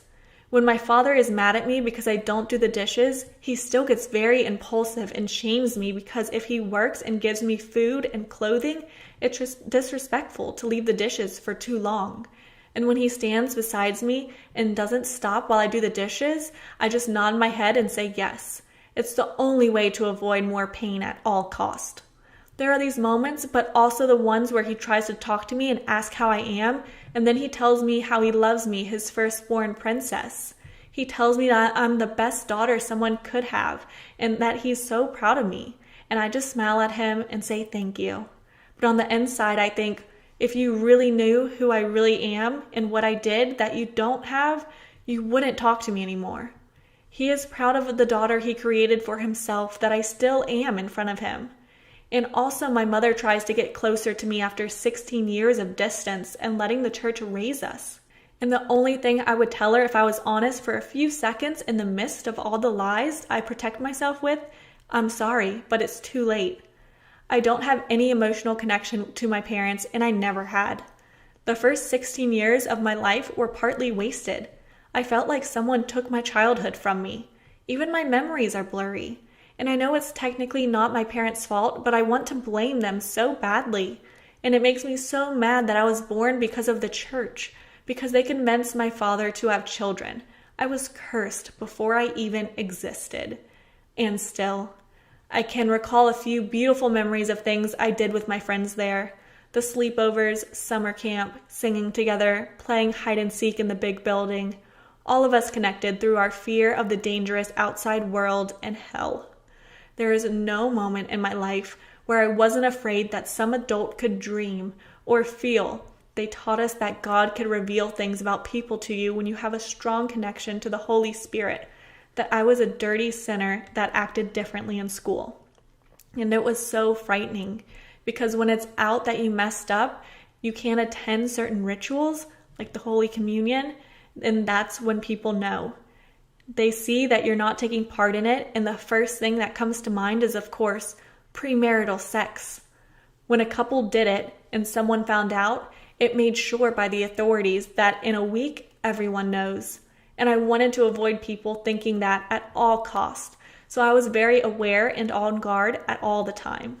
I made sure I had a different app also open while watching Vampire Diaries on my phone, because there you could switch faster, so my mother or father, who still just burst into my room whenever they want to, would never know I would watch something the devil created. My parents and everyone in the church who was responsible for me always tried to shelter me and get anything with a bad influence away from me. But I still watched what I wasn't allowed to. The internet and myself raised me when my beliefs started to break away. People like Jenna Marble taught me things parents should teach their kids. I educated myself on so much stuff I missed out on and started to build my own opinions and morals from 14 to 16. Basic knowledge like it's okay to not believe what your parents believe was so new to me. And now I just want to move out and study something so I'm always safe. I can't wait for the day where I'm finally going to be financially independent and don't have to rely on my father. Wow, it feels so good to put that all in words. When you watch until now, you must be really, really bored. But thank you. I appreciate your attention greatly. Greatly. Greatly. Hi, I'm Emma, and I live in a small city where people are not too much because I love to live a low-key life, and I so much love keeping to myself. My parents complained several times about this type of attitude that I've cultivated, but that's just me. So as time goes on, they have to take me for who I am. So they already know the type of girl I am, so they always let me be at all time. I'm so much quiet and reserved. I'm not the type of person who likes games or do too much on the daily activities, but I like reading novels and watching a lot of movies, especially comedy movies. Because since I already choose to keep to myself, I have to find a means of catching fun by myself. I attend a high school class where students have the choice to do what they like and want. Whenever I'm in class, I'm always reserved and quiet, always. But I do have friends who always love to force words out of my mouth whenever they are around me. I love going to school every day, if not for anything but for the sake of seeing my friends, because I will surely talk whenever I'm around them. On this beautiful morning when I got to class, I noticed a letter was dropped inside my locker, which was so unusual. I decided to open the letter after the class, but while the teacher was in class teaching, all my mind was on was the letter that was dropped inside my locker. Immediately when the teacher left the class, I opened it, and what I discovered was a love letter, which I did not know who dropped it there. I tried to pay so much attention to every guy I came in contact with in class so as to get who dropped the letter, but it was not too available. After a long period of staying in class during the break hour, my friends came to my seat to meet me, and then they all said we should go outside to get something. On our way out, some guys came our way, and trying to get our attention at first, I looked at all of them, thinking maybe it might be one of them that cultivated the habit of dropping the sticky note inside my locker. But with all their facial expressions, I don't think any of them can do such. They tried stopping us, not moving any step out of there, and all we just have to do is to comply. But all of a sudden, a teacher decided to come our way. Then immediately they noticed that the teacher was coming our way. They all left instantly, and we proceeded in getting what we wanted to go by. I told my friends about the sticky note I discovered inside my locker that morning, and they all laughed at me, saying maybe a guy has been stalking me all this while. They then said that one of us should try coming to school very early so that the guy can be caught. But that guy that dropped the sticky note is just too smart and expert. We tried for days, but we could not get the guy, so I told the ladies to forget the issue, that I'm very sure that one day he will surely reveal his identity. As time goes on, it became a regular routine. Every blessed morning when I get to my seat, I will surely find a sticky note with a love quote inside my locker. At some point, I got annoyed and frustrated, but there's no point yelling because I did not know who was doing such a thing. So I decided to stomach it, and I did not tell it to anyone. One day during school hour, a teacher at school was explaining to us a physics experiment, and he made it as a game because he wanted all the students to participate and be carried along. During this process, all students participating closed their eyes and tasted, perceived, and some liquids to tell what it is based on their taste. It was quite fun because all students were carried along for the first time at school, and we all laughed where someone guessed wrong because we all gave various answers, knowing fully well that our tasting boards are different. I really enjoyed the class that day because it was so much different. The following day in class was Friday, so a group of people in class came together and discussed that we should have a get-together party on Saturday, which is the following day. So they asked the whole class about their opinion concerning the party. To my surprise, everyone was happy to hear that they all turned in. Well, as for me, having a get-together party on Saturday, though the plan was a little bit awkward to me, because I don't really like associating myself with things like that, because I so much love keeping to myself. A venue was picked, and all planned was so fascinating and lovely. Actually, I love the plan because I want to see how it will look for the first time by the beach side, so I decided to hang out that day. When I got home that day, I told my mom about the plan of going to the beach the following day. She was so happy to hear that because she's never seen me going out before. So that night, my mom came into my room and went directly to my wardrobe to select the clothes I will be putting on the following day. When it comes to selecting clothes for an event, my mom is very good at it, and she so much loves me looking good and cute, always. So the day finally came. I woke up so late, maybe because I slept late checking out the clothes my mom was picking for me to wear. I had to rush to the bathroom to have my bath so as to dress up to meet with the event, knowing fully well that I'm late already. After having my bath, I dressed up, looking cute and pretty for the event. After dressing up, I set out for the party immediately. So finally, I got to the venue a little bit late. And trust me, just as planned, all eyes were on me because I was so much looking gorgeous and pretty. After getting there, a guy named Sean in my class ran towards me to give me a long hug and a peck. After he did that, I was so shy to take a step away from where I was standing. But from the look of things, he's been a long-time crush. Throughout the party, Sean was all over me, because that will be the first time he will have the opportunity of talking to me and expressing himself. We both have a walk together, and he told me a lot of things about me which I was so surprised to hear. Then I knew he has been the guy stalking me. Actually, Sean has been the guy dropping all those sticky notes with love quotes under my locker. At first, when he told me he was the one, I was so mad with him. Then I told him that he's a coward. If not, he would have come to me himself and not by note. Then he said he did not know what I was going to say because he did not want to be too forward. Then we both smiled and laughed together. Then we moved on with the party.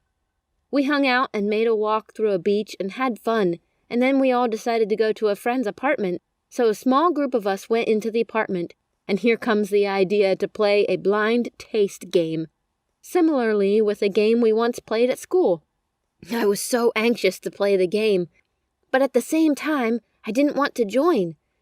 I simply refused, but then I thought of it that I am the one who is really good in tasting things and smell very good, so I later decided to participate in the end.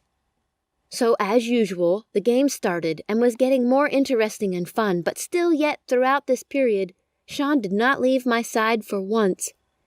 Well, he might be thinking he might not have this type of opportunity again. So everyone's turn during the game came and went, and here it comes my turn. So a guy closed my eyes and pushed my head towards the object. So I tried to perceive the object. I was not getting it. Then I tried touching it with my nose. At first it was a strong object as I touched it with my nose a bit and said, "It's a pen," as it does not smell at all. They all smiled. And then I was wondering what could it be. I then gave another try, but the object this time was softer. I was then surprised, thinking within me, maybe the object has been changed. But then I asked if they changed the object, and changing the object is outside of game rules. They all said no, that it's still the same object, and I thought, what could it be? But I had no answer. After a little moment of thinking, I grabbed the object with my hand to know what the shape of the object looks like. Then I feel it was a tall object, similar to cylinder, and I immediately opened my eyes. I was so much afraid because it is something inappropriate. When I opened my eyes, what I saw was simply a banana, which was so different to what I felt when my eyes were closed and everyone was laughing at me. I was annoyed, and only Sean could notice it then. He came to walk me home. He explained to me that it was a banana, but still yet, I disagree. I just told him to close the discussion. When I got back home, I greeted my mom with a weird look on my face. Then I went straight to my room. She gave me some minutes to be by myself before she came to meet me. Then she asked me what happened at the party. Then I narrated everything to her, not leaving behind the aspect where Sean came to give me a long hug and a peck. She told me not to be annoyed about the game, though I have forgotten about how I felt during the game period because the thought of Sean is now all over me. So Mom asked me to gist her about Sean. So I did, and we all laughed and I was happy all through the night. When I got back to school, I discovered that I did not see the sticky note as usual. Then I looked straight down to Sean's seat, and then I saw him smiling. Then I laughed as feel. So the class started, and immediately the teacher came in. Then every other student told the teacher about everything that happened to me at the party, and they laughed. But then the teacher said to me, he will call me one day and tell me a secret behind this game. Then he left the class, but within me I am still not sure if the object was banana at first, or they changed the object during the game, as it softened and changed, and I am still confused, and I will never play that game again. This is the reason why I didn't want to participate in the game earlier. See what it all turns out to be? Please let me know in the comments if you think they've changed the object, or am I just thinking wrong?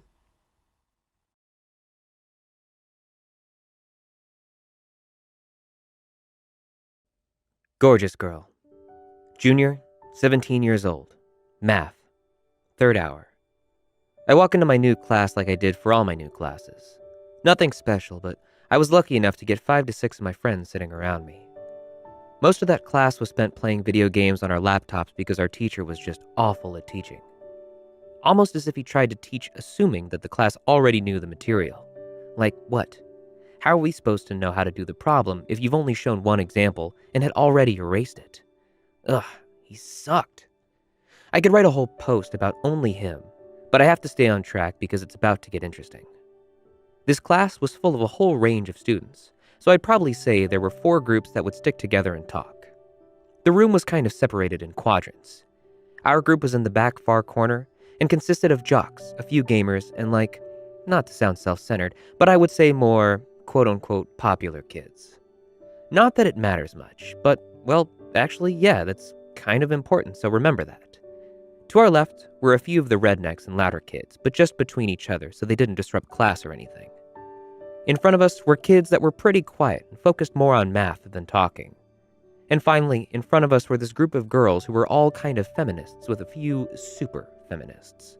When I say super feminist, I mean 2 of them literally said they hate men and white people, so I don't know what else to tell you. These girls were all pretty cool, besides when it came to the political stuff. But I wouldn't say we were really friends with these girls. Well, I guess most of them. There was this one girl who I'll call R that sat right in front of me.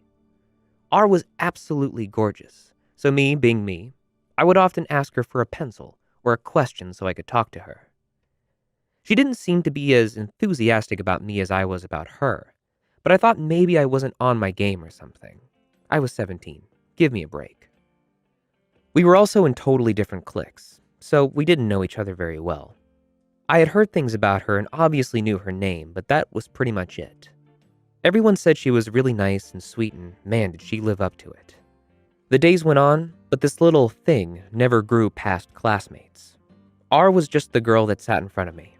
Every day I'd go to class, maybe say hello, find my seat, and that'd be it. She wasn't any more than an acquaintance, and that was fine with me. One day I came into class, and sitting in my seat was this girl who I hated, and immediately started arguing with me about political stuff. What was the argument about, you ask? Not important. The thing was, though, that this little back and forth turned into a 5 versus 1 when all her friends joined in. Unfortunately, I was the only one in my friend group in my class that day, so I was getting cornered fast. Even my math teacher was getting into it. As tensions rose, so did the emotions. The argument was growing uncontrollably and eventually veered off into a path that had a lot to do with depression and anxiety. This topic was super sensitive for me because I was on medication and hadn't told anyone about it. I'd like to say that at most 3 people knew and swore never to tell. I did a pretty good job of hiding it, so when they started talking to me about the subject like I was some ignorant a-hole, I got pretty upset. This is the moment that R started talking and was being super defensive, and she seemed really knowledgeable of the subject. That didn't change the fact that we were just going off at each other. Gosh darn, that girl really ticked me off. She made everything I said seem like I didn't care about people on medication. Eventually, the argument led to me saying something along the lines of, "You shouldn't have to depend on pills. They should just help your bettering process." R took it as something completely different, thinking I said, if you take pills, then you aren't really you. She took it really, really hard and called me some names and broke down crying. Stunned, I stopped myself from saying too much more because it took me back so much. I'd never seen R so full of emotion, so I knew maybe I hit a little too close to home for her. I've made girls upset before, but not like that.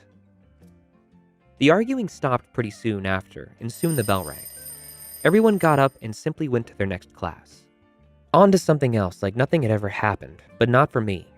I was feeling weird about the whole situation for the day and couldn't even really sleep. Is she depressed too? I asked myself. I never met anyone else who struggled with what I did. The next day, I woke up with it on my mind, so I knew I had to fix the little mess I made. When I came to class the next day, something was different. The seat in front of me was now empty. R had requested to change seats so I could no longer just tap her shoulder like I used to. This little variable was enough for me to leave it alone. I figured if she couldn't even sit by me, then she sure as hell doesn't want to talk to me. This continued for like 2 weeks before I couldn't stand it anymore and finally decided to message her about it. The weird thing was, when I asked her about it, she said she didn't even remember the argument. I'm not the brightest, but I know you don't just forget a moment with a heightened emotion like that. I wanted to press, but instead, I told her to forget about it. Things weren't ever the same with us, and we were left instead with this awkward, hate-filled aura that floated around us when we were around each other. I figured that was all it was ever going to be. Or so I thought. Fast forward to the start of senior year, the very first day. I was pretty excited and ready for all my new classes. Each class was filled with more and more of my friends all the way up to my last class, foods/nutrition. It was 2 hours long. As I waddled in a little late, and in front of me were only a few tables to sit at, 3 of the 5 of them were completely full and had a few people I knew, so I was kind of screwed. I looked to my left. There sat 2 super weird kids I did not get along with. Guess that's not an option. I looked right towards the last table and see 2 girls I don't really know, so I start heading that way. But at the last second, I had noticed I must not have seen the third person at the table. It was R. Immediately, I turned around, thinking there's no way in hell I'm going to sit by her. Realizing the other table was possibly the worst seat in the history of the world, I looked down, sighed, turned, and sat down at R's table. You could actually feel the uncomfortableness as we made eye contact and both looked down. That's exactly my luck to be put in the situation. Then guess what? The teacher tells us that we'd better like our seats because they are permanent. Wow. We were both unhappy, but there was nothing to be done. All there was to do was to suck it up and get over it. As days went past, our little frizz sort of died out a little. We definitely still hated each other, but started talking again. We were at the same kitchen for cooking too, so we didn't really have a choice. Our conversations eventually grew more and more until one day something happened that changed everything. Our class often had times to go on your computer and do things like a worksheet or something. While I worked, I always had music playing in my headphones. Always. I didn't listen to what everyone else did though, and it kind of sucked. Actually, no. It really sucked. Listening to punk rock music wasn't really common. I liked bands like With Confidence, Sleeping with Sirens, All Time Low, and a few others. It was hard finding music like that when no one I knew actually liked it. I mean, there were songs that I would show my friends and they'd end up liking it, but never felt like someone actually had the same taste in music as me. I'm a hopeless romantic, so don't cringe when I say I've always dreamed of meeting that girl that likes my music and is, like sort of a badass and just understood exactly what that kind of music does to you. But let's push that thought aside. It was just some backstory for what's coming up. I had to start a new paragraph because thinking about it just gave me the chills. Sorry, I'm writing this trying to get all that stuff that goes through my brain. I don't know why I tell stories like this, but if you've made it this far, then maybe it's not too bad. Nothing was out of the ordinary on that day. It was boring and just kind of, there. 2 hours left is all I could think. I was already sick of school and each day was getting worse. Teacher says to us that we have free time to work on homework, so I pull out my computer and immediately grab my headphones. The homework was table-based, so we had to work together, and at this point, R being at the table didn't bother me much, so I decided to ask her for help. She looked a little confused. We didn't really talk at this point, but still. She helped me anyways. A few minutes in, I noticed she had headphones in too. I hesitated and asked her what she was listening to. She almost hesitated too, seeming embarrassed. I smiled a little smile, and she was like, "Well, they aren't that popular, so you might not know any of their songs." I peeked over and took a look at the screen. It might sound stupid and not that big of a deal, but seeing her playlist and knowing almost all of the songs, I could not believe it. I looked at her and I was like, "What? You know these bands?" Her eyes locked with mine and she said, "You know these bands?" I don't even know how to put it into words. It was like lightning. The rest of that class, we showed each other song after song after song, talking about them and pointing out the best parts only pushed us deeper and deeper into our own little bubble. We had been so lost in each other that sure enough, the bell goes off and we didn't even notice. We were both taken a little off guard, so we just sort of hurried and went home. I couldn't even sleep that night because the rest of my night, she was all I could think about. I mean, where can I even start? This girl drove me crazy all this time, and all of a sudden, this? I eventually fell asleep, and all I remember the next day is being crazy nervous. What if I tried to talk and she didn't care anymore? I guess I didn't mind much since we didn't really like each other, but as soon as I got there, it picked up just where we'd left off. R said something to me though that I'd never forget. Once we got back into music, she had this frustrated look on her face when I showed her a new song. Apparently, she'd already heard the song and really liked it. Then out of nowhere, she goes, "Ugh, why does it have to be you that likes all this music?" At that moment, I knew she was thinking the exact same thing I was. I had a dumb smile on my face for so long after that. Each day got more and more interesting. I learned that she used to think that I was a major a-hole who only cared about myself, and I told her I thought she was a B, so it actually worked out kind of well. Every time she opened her mouth, it was like angelic music I couldn't get away from. Whether we were sharing headphones to hear new music, or even just nonstop laughing about something dumb in the kitchen, there wasn't a single dull moment with her. It even got to the point where I actually wanted to go to school in the morning. The days where she was absent felt so empty to me. It was so disappointing, and I think the other girls even noticed it too. I always wondered if she felt the same way when I was gone. There's no way a girl like that would think of me like that, I thought to myself. I kept asking myself this until I learned that I was taking a class trip and was going to be gone for a few days. The day before the trip, I said to my table that I'd be gone for 2 days, and R immediately had a face of just, I don't know really, sadness? It was so genuine, and she was like, "What? No," but tried to play it off right away after.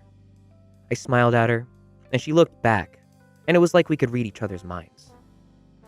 From that point on, I knew we were both in the situation of being drawn to each other with nothing that we could do about it. I never officially said it, but I had the biggest crush on this girl, and I think she had one on me too. There was only one thing that was keeping us apart, something that was way more than enough for either of us to act on. She had a boyfriend. She started dating him in the summer, and they were pretty in love. This guy had been her first everything, so I knew it wasn't some random schlub. Honestly, the guy was kind of a D to her. He'd come to class, pull her shirt up if her cleavage was showing, and just sort of talk down to her. You could see it in her eyes when he hurt her, and it was hard to watch sometimes. I wanted to try to comfort her, but I knew it was pointless. I think he caught on to me and her talking and would stand in between us, even halfway through our conversation, so we'd have to stop. I tried to say as much as I could to her before he'd come to her at the end of class. He was usually the end to our fun every day, but I didn't mind. Even talking with her for a minute made my day. Remember how I said R was really sweet? Well, she was, but she had a side to her I never knew about. Our teacher sometimes played favorites and would let some kids on their phones and others not. On this day, she decided that R was the one to not be on her phone. In less than a second, R had this fire in her that I could almost feel just by looking at her. She snapped back and they got into an argument that lasted only a few words. Those arguments started occurring often, and to be completely real, they made me like her even more. I'd argue with a teacher or two if I knew they were being unfair, and apparently she did too. I don't think I've even told her that I liked it, which sucks, but there's not much I can do now. As the semester drew to an end, I realized things with this girl would never turn into anything. I had gotten a girlfriend, her boyfriend and her had gotten even closer, and we weren't going to see each other in class anymore. The days that we had were incredible, but at the same time so depressing because we both knew that it was going to end.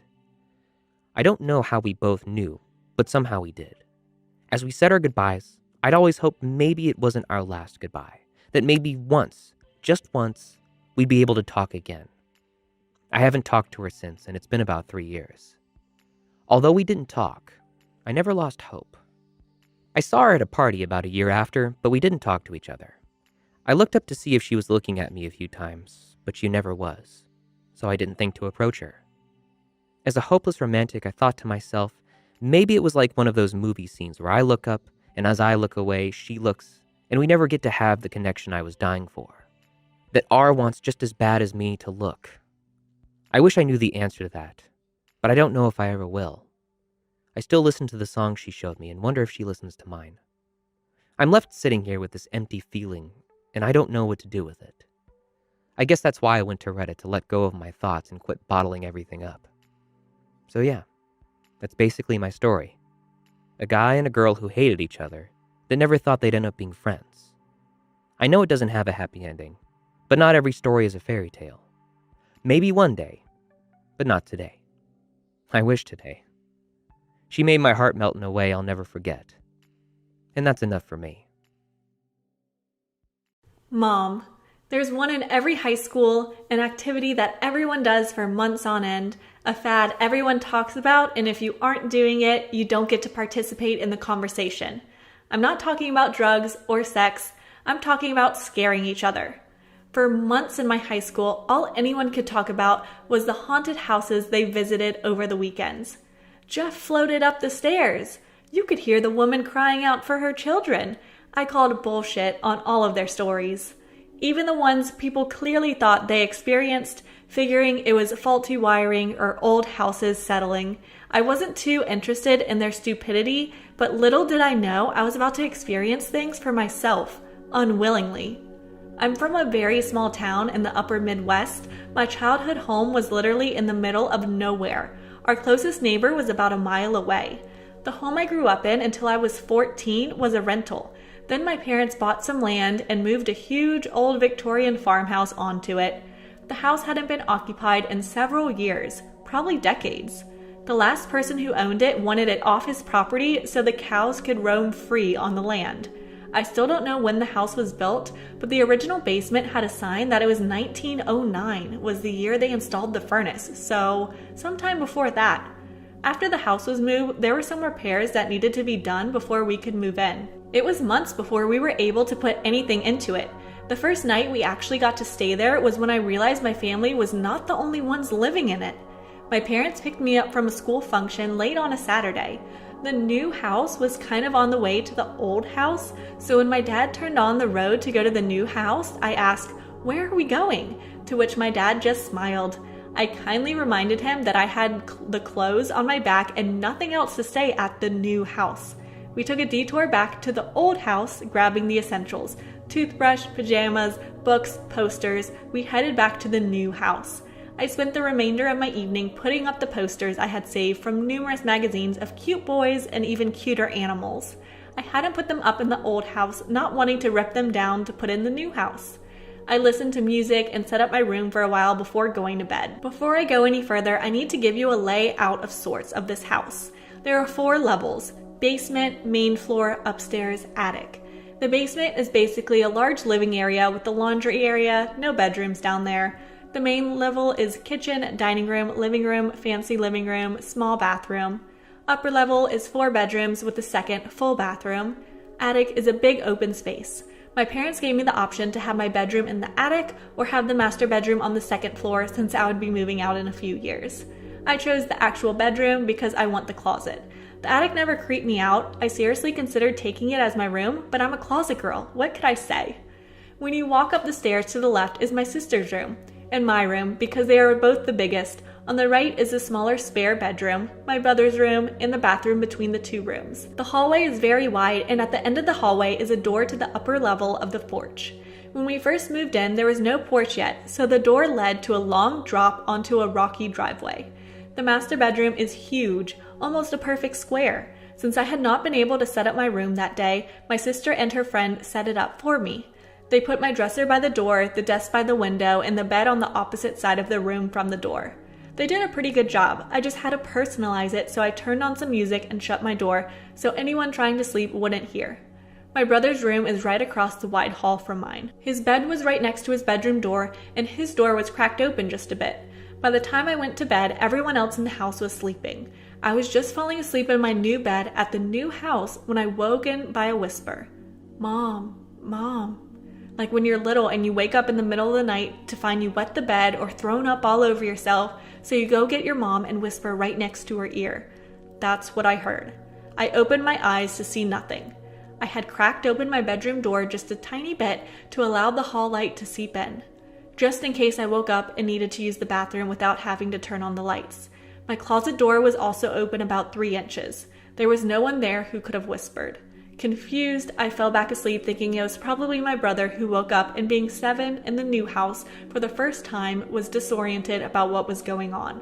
I didn't say anything to anyone at first, but after I thought more about it, there was no possible way I could have heard my brother whisper from that far away. I couldn't stop thinking about the strange whisper and who it could have been.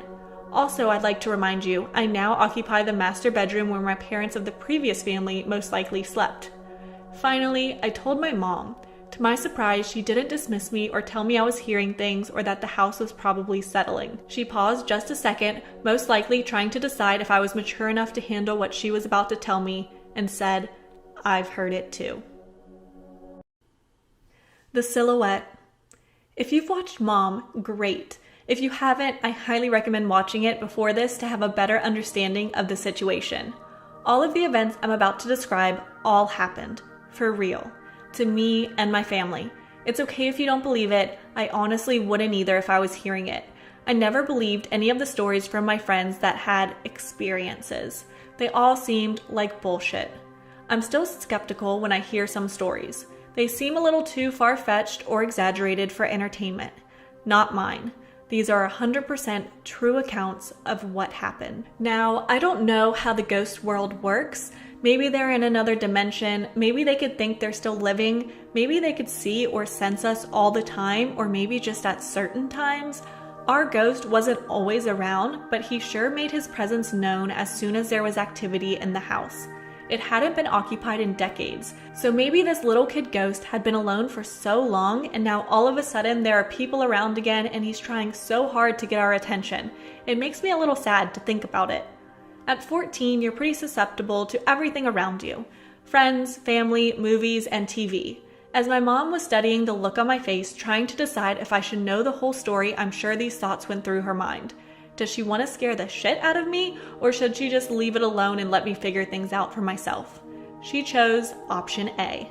I also think she was relieved someone else had experienced something, so she wasn't alone and thought she was just hearing strange voices. She had been under a lot of stress to get the house ready for her family to live in, staying up well into the night at the house, got up to get us ready for school, still had a job, and took at least 2 hours out of every day to do some sort of cardio. She was superwoman. No wonder she may have thought she was just hearing things. Lack of sleep alone will do that to a person. In the winter, my mom rode her stationary bike in the living room after we all went to school. It was loud and obnoxious, so she had to turn on the TV up to a ridiculous volume to be able to hear it over the bike. This was why she preferred to be at home alone when she rode it, so she didn't disrupt everyone else in the house.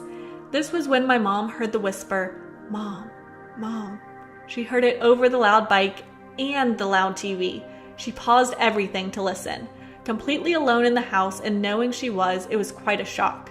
She didn't hear it again, so she kept riding. This is what she told me after I told her I had heard it. Then she said there was more. Over the winter was when she would go to work on the house. Winter in the Midwest means it's dark by 5 p.m. We're used to it, no biggie. So one night, my mom, exhausted, goes to leave the new house to go home to bed. She's driving away from the house down the driveway when she notices she left the upstairs hall light on. She stops the car to go back in and turn it off when she notices something strange. There's someone in the window up there. It appears to be the silhouette of a small child's head and fingers peeking out through the window in the door, as if the child isn't quite tall enough, so they're standing on their tiptoes, gripping the frame to see what's outside. My mom didn't go back in to turn off the light. That was the first sighting. The second was a couple months before we moved into the new house. My parents met with some friends at a bar. They happened to run into the electrician who worked on the house before we moved into it. He had quite the story for them. If my parents were working on the house, it was open and unlocked. You could get from the basement to the attic, no problem. When my parents weren't there, but crews were working on it, they only had access to the basement. The electrician was making a few changes and checks one evening, making sure all was working properly. He had been in and out of the basement, looking at lights and whatnot. He was outside making sure the yard light was going to come on once it got dark enough, and happened to look up at the house and see the silhouette of a child in an upstairs bedroom. He was there alone with no crew members or their children, and didn't even have access to the main level, let alone the second floor. He was clearly shaken up by it and was relieved when my mom said she had also seen a similar silhouette in the window of the door at the end of the hall. He said it wasn't in the hall window, it was in the bedroom to the right. My bedroom. Elliot. So it's been a while since I've been able to continue my story. Sorry. If you're seeing this part for the first time, you should probably go back and watch Mom and the Silhouette, because this might not make any sense if you don't. If you had watched them both, you are aware of the child haunting the home I grew up in. He's been spotted and heard. Now I'd like to tell you about a little research my mom did after I told her about the creepy whisper I heard the first night we stayed here. I mentioned my parents moved the house onto some land they purchased. The previous owner was an elderly man who ended up in hospice care, unable to carry on a conversation for too long. When my mom went to visit him, she realized she was not going to get very far by talking to him. He couldn't even remember who she was. No biggie, there are records and death certificates, right? Well, sort of. She ended up finding a small cemetery near the location the house was originally standing. It was a small family one, overgrown and hard to find, but there was a grave that was marked Elliot. The marker said the child died at 6. That seemed about right. A 6-year-old would behave the way our ghost was behaving. But why had Elliot died? In the early 1900s, kids died in their sleep because of numerous things that doctors back then didn't even know about. Simple diseases we're now vaccinated for were terminal back then. Sad, I know. Not completely satisfied with her findings, my mom headed to the library to see what else she could find. Records weren't kept as well as they are today back then, but she did find something. There was a small obituary on a child named Elliot who was said to be about 4 years old. Okay, now what are the chances of a child around the same age, with the same name, dying around the same time on the same property? I think someone messed up on the age or year Elliot died. Either way, Elliot didn't go where they were supposed to go. Not knowing if Elliot is a boy or girl, I have a feeling he's a boy, so from here on, I will call him a he. My mother had to be content with her search for the time being. There are now no living relatives to ask, so we have to rely on records even though there may not be totally accurate. It's a bummer. I'm curious about this child. Why is he still here? What does he need? How can we help him? I have no idea. Not that I didn't try. After that first night of hearing him whisper, I kept the closet door closed, not wanting him to wake me up again. I spent a few evenings in my closet on a beanbag chair trying to talk to him and getting no response. I had some luck with the Ouija board at a friend's birthday party once. I suppose you like to hear that story, and since it's somewhat relevant, here, I'll tell you.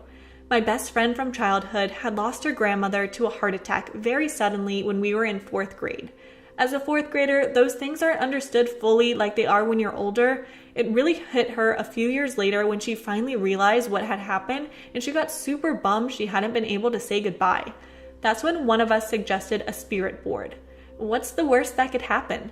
In our case, her grandma can visit us, and that's exactly what happened. Throughout the night, I had been constantly pulling my hair behind my ear when my grown-out bangs got in my face. Typical 13-year-old, but I wasn't able to push them out of my face since my fingers were glued to the planchette where we were summoning the spirit. I was looking down at the board waiting for words to be spelled out when my hair was gently scooped out of my face and placed behind my ear, much like a grandmother would do for her granddaughter.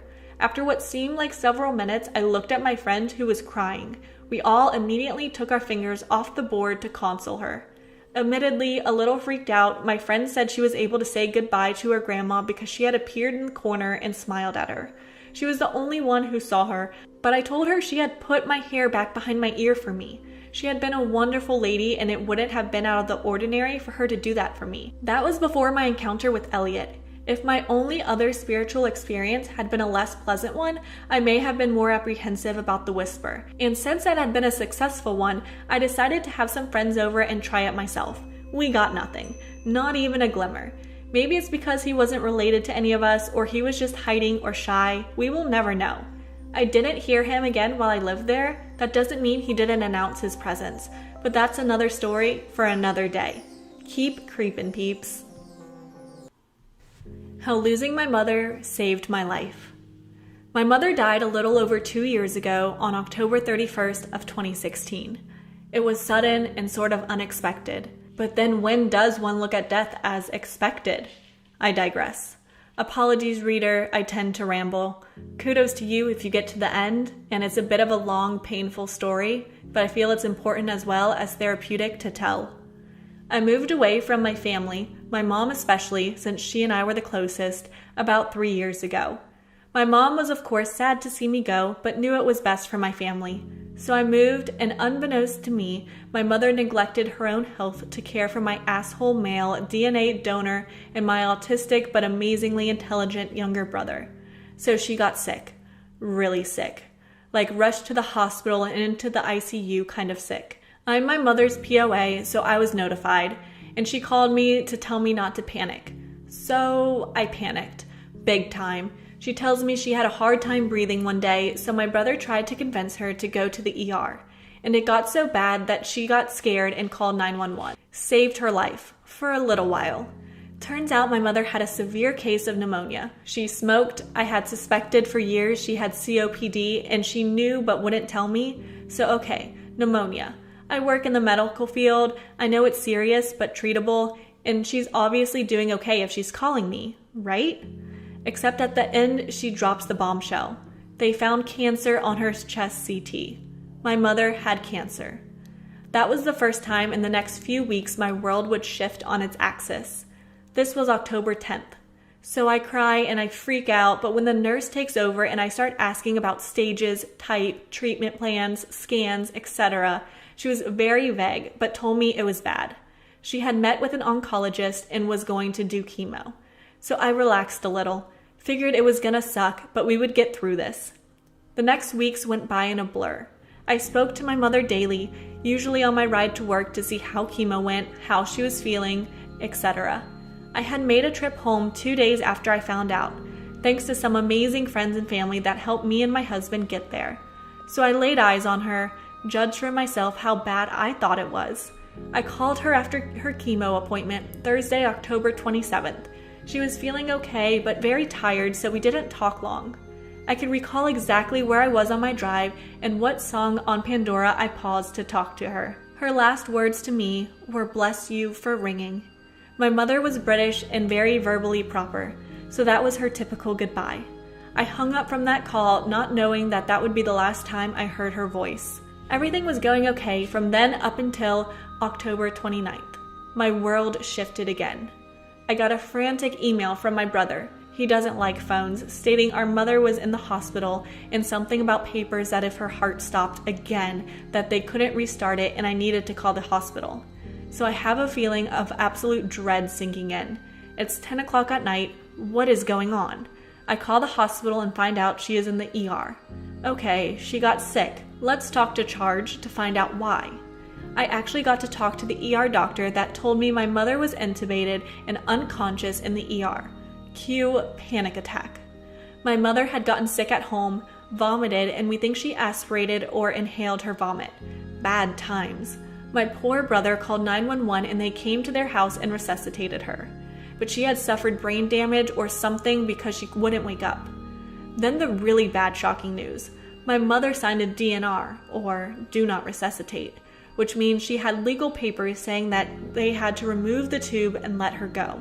My mother didn't tell anyone. It wasn't until they got her to the hospital and pulled her records they knew. I am over 800 miles away, and this doctor is saying he has to let my mother die. I am sobbing at this point, begging him to keep it long enough for me to get home to see her.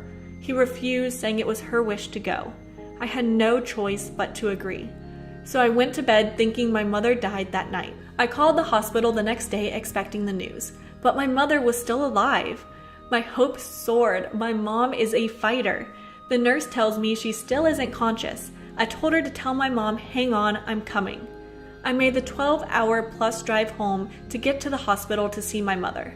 I got there at 1 a.m. on October 31st. Halloween, my favorite holiday.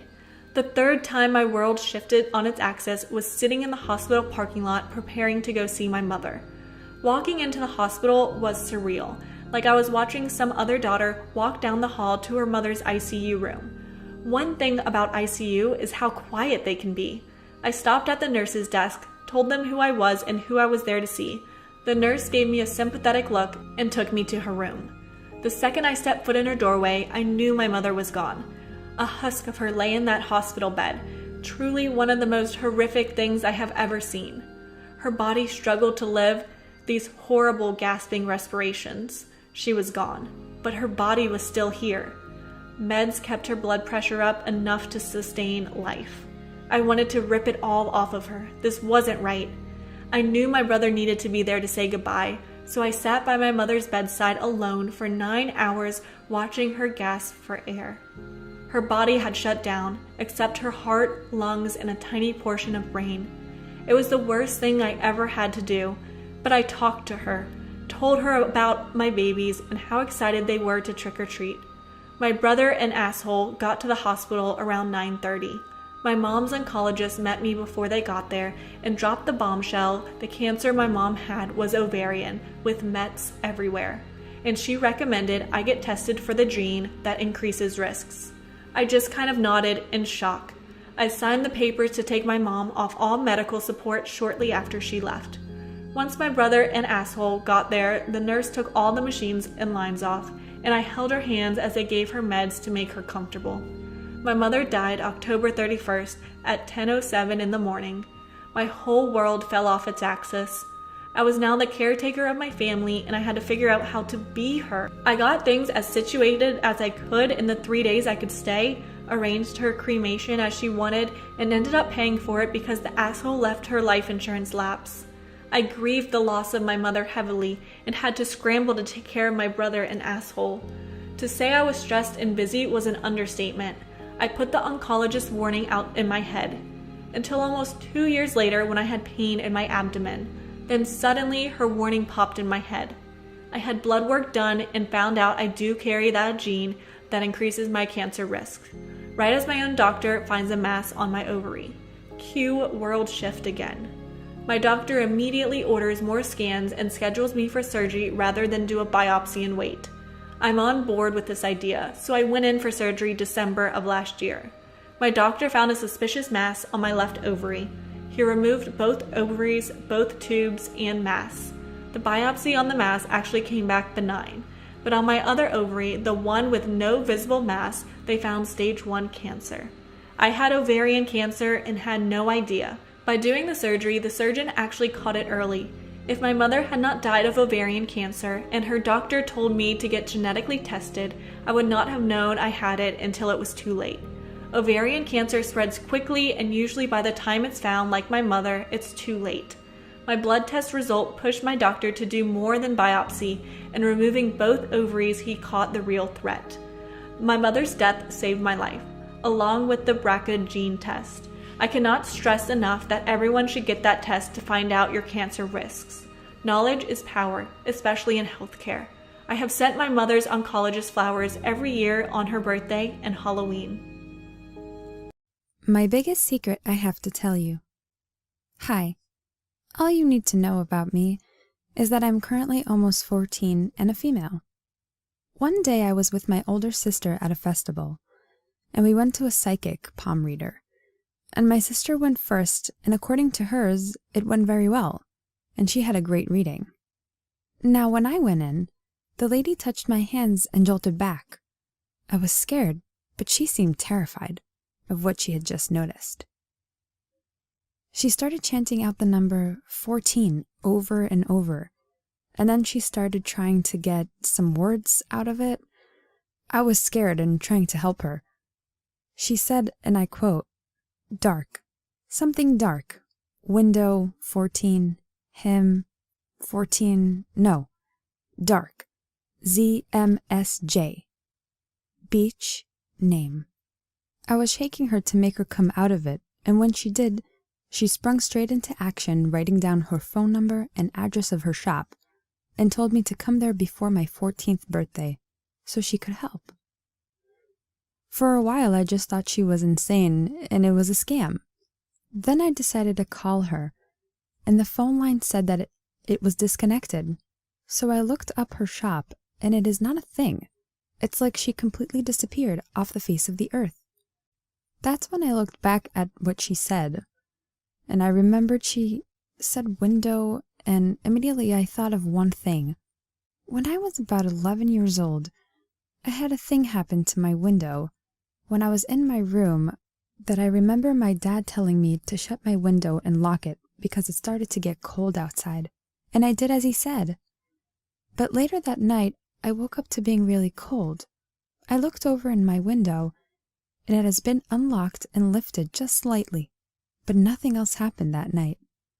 I shut the window, locked it, and I woke up in the morning. It was still locked. And then, my 12th birthday, the same thing happened, but the window was just a little bit more open. That happened twice that night, before I woke up in the next morning. But then, my 13th birthday happened. I had remembered that my window opens on my birthday sometimes, which I thought was just some weird coincidence. So that night, I had a couple of friends over, and we and my parents all watched a movie outside the living room. But in the middle of watching a movie, we heard a loud crack come from my room.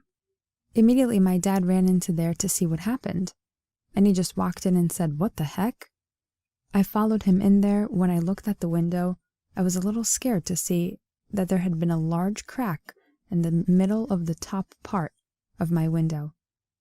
and the window was completely open, and the screen was popped out, and it had fallen onto the ground outside. We checked everywhere that night, inside the house and outside. There was no sign of forced entry. No one had been there. The window just cracked open, and the screen had popped out. And now, to hear that the palm reader said something about my being aware of being 14, I was so scared. I mean, how could she have known that? The scary part was the fact that she was scared of me. But just this experience isn't why I decided to write this. It was because I went to the fair a few days ago, and I went to a tarot card reader with my older sister again, and she heard everything my tarot card reader said. That I would be going somewhere soon. I didn't know, but it wasn't really my decision, and that something very dark would happen to me. And she said that it would happen very soon. My birthday is also very soon. I was immediately scared of what that could have meant, but she also said that I would meet someone, a boy. He would make my life better. He would take me somewhere that I would feel free. But she did say that I would never fall in love with him until I really saw who he was. She said that he would be a cocky and full of himself and mean and just overall not a good person. But then I would see the real him and fall in love even though no one would even know about it. Which didn't make any sense to me. The night after I got back, in this dream I was running through the woods, and I was happy. I was running through the woods completely happy, and someone was there running with me. Even though I couldn't see them, I didn't see who it was. And after I had run for a while, I saw a beach that I recognized. I don't know where from, and I ran to the beach, and sat next to me was a rock, and engraved on that rock was the name Zita, which for some reason I knew was the first name in the initials of ZMSJ, which were the initials of the thing the palm reader had said. Then that's when I woke up. I had a dream the next night where I could tell that I was younger. And I was in a small beach house on a small deserted island, not much bigger than the house itself. And I walked up to a mirror and looked at myself. I looked just like me, but with no memory of even being me. I'll admit, I looked a little more muscular and a little more roughed up. But then I got angry at something for some reason. And when I looked back at myself, my soft green eyes turned ice blue for just a second, and then I woke up. But after that dream, I'm scared to sleep tonight, and also my birthday is coming up in less than a month, and I don't know what to expect. So there you go. My story, if literally anyone has read this far. I just needed to put it out there, somewhere, because I'm scared.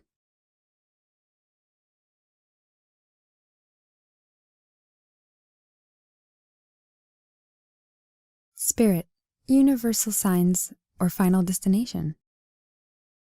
It's 9/11/2018 at 10:30 a.m., and I'm having the most weird day of my life. But this weirdness isn't just affecting me. My boyfriend is also having an off, weird, and unsettling day as well. We woke up between 5:30 to 6 a.m., not on purpose. But this isn't an odd occurrence for us to wake up early. I have a kidney disease, so when the pain is high, I cannot sleep. He usually stays up with me until I feel better. Nothing weird started happening until around 7 or 8 a.m. He goes off in a trance, and I knew he had seen something that had freaked him out. I asked him what he had seen, and he replied, "Thought I seen a white light go from the kitchen door to the bathroom door, but my eyes are probably playing tricks on me." I had replied to that with a simple, "You're tired. Go get some sleep." But once he's awake for good. Some time goes by and I see a white, round, and bright light that resembles an orb fly from the kitchen to the bathroom. I got freaked out and expressed to him what I had seen. We sat for a little bit being spooked. We decided to play with an Ouija board. Wonderful idea, I know. Nothing happened. It didn't work. Or did it? We started hearing knocks and threes in our kitchen. Went to investigate. Nothing. Appeared normal. It happened 3 times. Hasn't happened since. This was 8:38 a.m. After this happened, my boyfriend randomly says, "Oh, today is 9/11," and we go on discussing that topic a little bit. Then we decided to Google signs of ghosts in house. Another wonderful idea. And the signs seemed true. For us, at the moment. Knocks, orbs, etc. Then I stumbled across pages like, "Signs a spirit is trying to communicate with you. When will you die? And how will you die? Quiz." I clicked every page, and, well, here's my discoveries. Spirit communication. Sending certain numbers or words. Radio stations. Light bulbs going out frequently, which doesn't happen all the time at our house. Death date. Took the quiz. Got a long time before I die. Year 2069. The boyfriend got 2092. No, we do not believe in this. Did it merely for shits and giggles. How will I die? I got car accident and he got in his sleep from old age. Again, do not believe in this, but it does have significance to my story. Nothing else happens weird. I'm still feeling sick and pain, but it's time for him to work. I drive him to work because he can't drive at the moment. This is where our day gets weirder. Like, guys, I'm talking the feeling of Final Destination. We keep hitting all red lights. Nothing unusual though, except he goes to turn on the radio. "Roxanne, you don't have to put on the red light." Funny coincidence? We laughed it off and continued our car ride. I take the exit to the interstate and he flips radio stations. Interstate driving. Okay, not funny anymore. We started getting spooked. Talk about the spirit communicating through radio stations. We get on the interstate and this van pulls out in front of me with a huge red or white sign that read September 11th, 2001. Remember how I was discussing 9/11, today's date? Strange, I tell him. I'm having anxiety. I slow down, drive with more caution than usual. He flips radio stations. I'm feeling anxious. And we both get even more spooked. Turn off the radio. Drove past this loud sound, construction zone, and it freaked me out. Felt more louder than usual. And I literally felt like I was in Final Destination. Rolled up my windows and we discussed being spooked. Reached his work. Nothing else happened. He's there currently. I don't work until 6:45 p.m., so I'm currently home while writing this. I feel I'm being watched. I have heard the creaking of the floor where you have to stand to make it creak, and I have the feeling of something bad is going to happen. I'll keep updated in comments, but I wanted this day documented. I also want to know if anyone has this type of stuff going on to them, especially the radio stations. I'm a big believer in universal signs, but now I'm debating whether a spirit is trying to contact me. What do you think?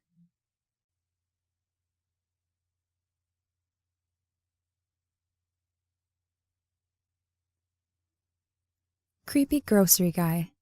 Little backstory, I was 16 when this happened, and I was in excellent physical shape. I'm now 17. The diner I worked at was on the side of a road and was next to a gas station that we shared car parks with. The diner had an odd setup to get to the back bins and the storeroom. You had to go through a big metal door, and that was at the back of the kitchen. The diner I worked at also had a fresh produce supplier that delivered most days early in the morning, and they had a new delivery boy. I'll call him Billy. He had been with them for around 2 months. He was a hot topic between the female employees, as he was extremely good looking. but seemed to be a loner. I don't know for sure, but I think he was around 18 or 19. I'd spoken to him before, and he had asked me for my number once, but I politely said I don't give it out. I was 3 months into my first paying job at a local diner working as a waitress when this happened, and on this particular day, I was asked to stay on and work the night shift with a female colleague that I was familiar with. I didn't mind, as I saw it as an opportunity for extra cash. It was around 12:30 a.m. when the last family eating left. So it was up to me, the other female waitress aged 18, and the male chef, who I believe was around the age of 24, to clean and lock the place up, as the owners were on vacation. I decided to take the trash to the bins out back, as I was too tired to do anything else like sweep up or clean the tables. To this day, I regret being lazy. To get back to the bins, you have to go through the kitchen, and then through a big heavy metal door, which I was okay about doing as I've done it many times before. But once I got out, I forgot that the hinge where the door clips to the wall was broken, and it slipped and closed naturally. I was angry as I'd have to walk around the whole diner to get back in through the front door. As I stretched up to throw the bag in the bin, I heard a noise. It sounded like a grunt, and it kind of spooked me. But I put it down to my imagination. But then I heard it again, and it was coming from the storeroom. Me, being my stupid Dora the Explorer-ass self, poked my head into the storeroom, and at the beginning I saw nothing. But out of the corner of my eye, I caught something moving very slowly toward me, and as my eyes adjusted, it was Billy, the grocery boy. And he was holding his trainers in one hand. Once he saw I noticed him, he froze. I was trying to think through every logical explanation for why he would be in the storeroom at this time. But I got interrupted by Billy stuttering, I'm just putting your delivery in here. My van broke down. That's why I'm so late. This frightened me to the core, as my boss told me she had not made any orders, as we needed to use up old stock first. And then it clicked. He had no shoes on. He was trying to sneak up on me.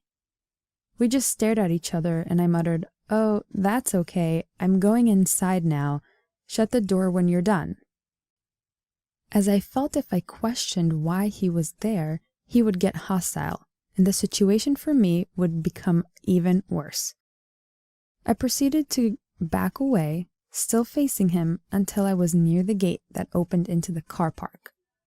"The kitchen door's shut, silly." He laughed slightly. I've never felt so patronized in my life. He was talking to me as if I was a child that he was correcting. "Oh yeah, ha ha ha. Looks like I'll have to go the long way." I joked about it as I could feel my situation getting worse. He just had an expression that reminded me of that cat from Alice in Wonderland. Yeah, just shut the door when you're done. Bye." I shout out before turning around and opening the gate. My whole body froze when I felt a vice grip on my wrist. Now that I think of it, I'm surprised he didn't break it. By instinct, I started tugging my arm away and shouted at him something like, "Dude, what the fuck? Get off me." But that only seemed to make it worse, and it was almost like he loved to see me struggle. "Stop resisting me," he said in a flat tone as he used his other hand to try and pull my skirt down. I think all my fear turned into fight as I began kicking and punching the right side of his face. I'm about 5'8", and he is probably around 6'2". I think I poked him in the eye with one of the fake nails I had on, and he instantly let go and started cussing very loud. I took my chance and bolted out of the gate and into the car park, which was empty, a part of one car parked in the gas station at a pump. I looked closer. Inside was occupied before I ran toward it. I looked back at the gate and saw Billy running straight at me, calling and shouting things like, "I knew you were a bad girl," and "Get back here, you stupid slut." The loud shouting seemed to get attention of the car. And to my surprise, It was the family that had left 10 minutes before. Once I reached the car, they were all standing outside and looked confused until they saw Billy running towards us. The father and the son stood in front of me and told him to calm down or they'll call the cops. This just seemed to make Billy worse. He started hissing at them and jumped at me before he could grab me. The father grabbed him and pushed him so hard and he fell to the ground. We all just stared at him while he got up off the floor and dusted himself off. "You really should have given me your number." He just nodded his head at me like he was scolding a child. All the fear I was keeping in just came out and I began sobbing hysterically into the mother's chest. The older brother started to cuss Billy out and push him away from all of us. "I like the way you fight me." He smirked at me and turned around and started walking towards the road, the brother following him to make sure he left. When the cops arrived, we went into the diner and I gave a full statement and so did the family. It turns out the other waitress and the chef were cleaning with the radio on with full volume, so they couldn't hear me screaming. When my boss came back, she was told everything by the police, and we now have a new supplier. The kitchen door hinge is now fixed and I no longer take the trash out at night. As we knew all of Billy's employers, the police paid them a visit, only to be told he quit 2 weeks prior, and the address he had given them was a block of abandoned apartments, and his number was disconnected, so nothing ever came of the police report. I am now dating the oldest brother of the Diner family. I am so thankful that they couldn't work their sat-nav, because I know I couldn't have outrun Billy to the entrance of the diner.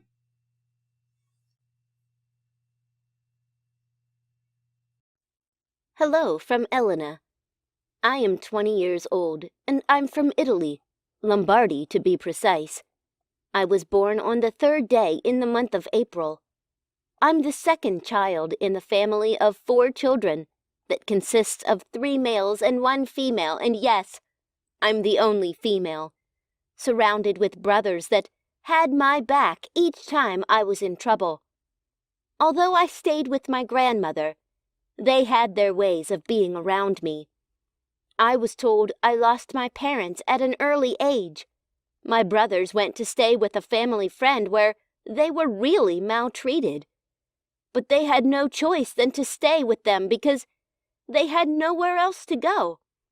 Even though they would come visiting, I and my grandmother once in a while, they tried not to make us feel sad for the maltreatment they were going through, so they keep happy faces each time. I can't remember the early stages of my infant life, as I have never heard nor asked about it from my parents because I never had the chance to.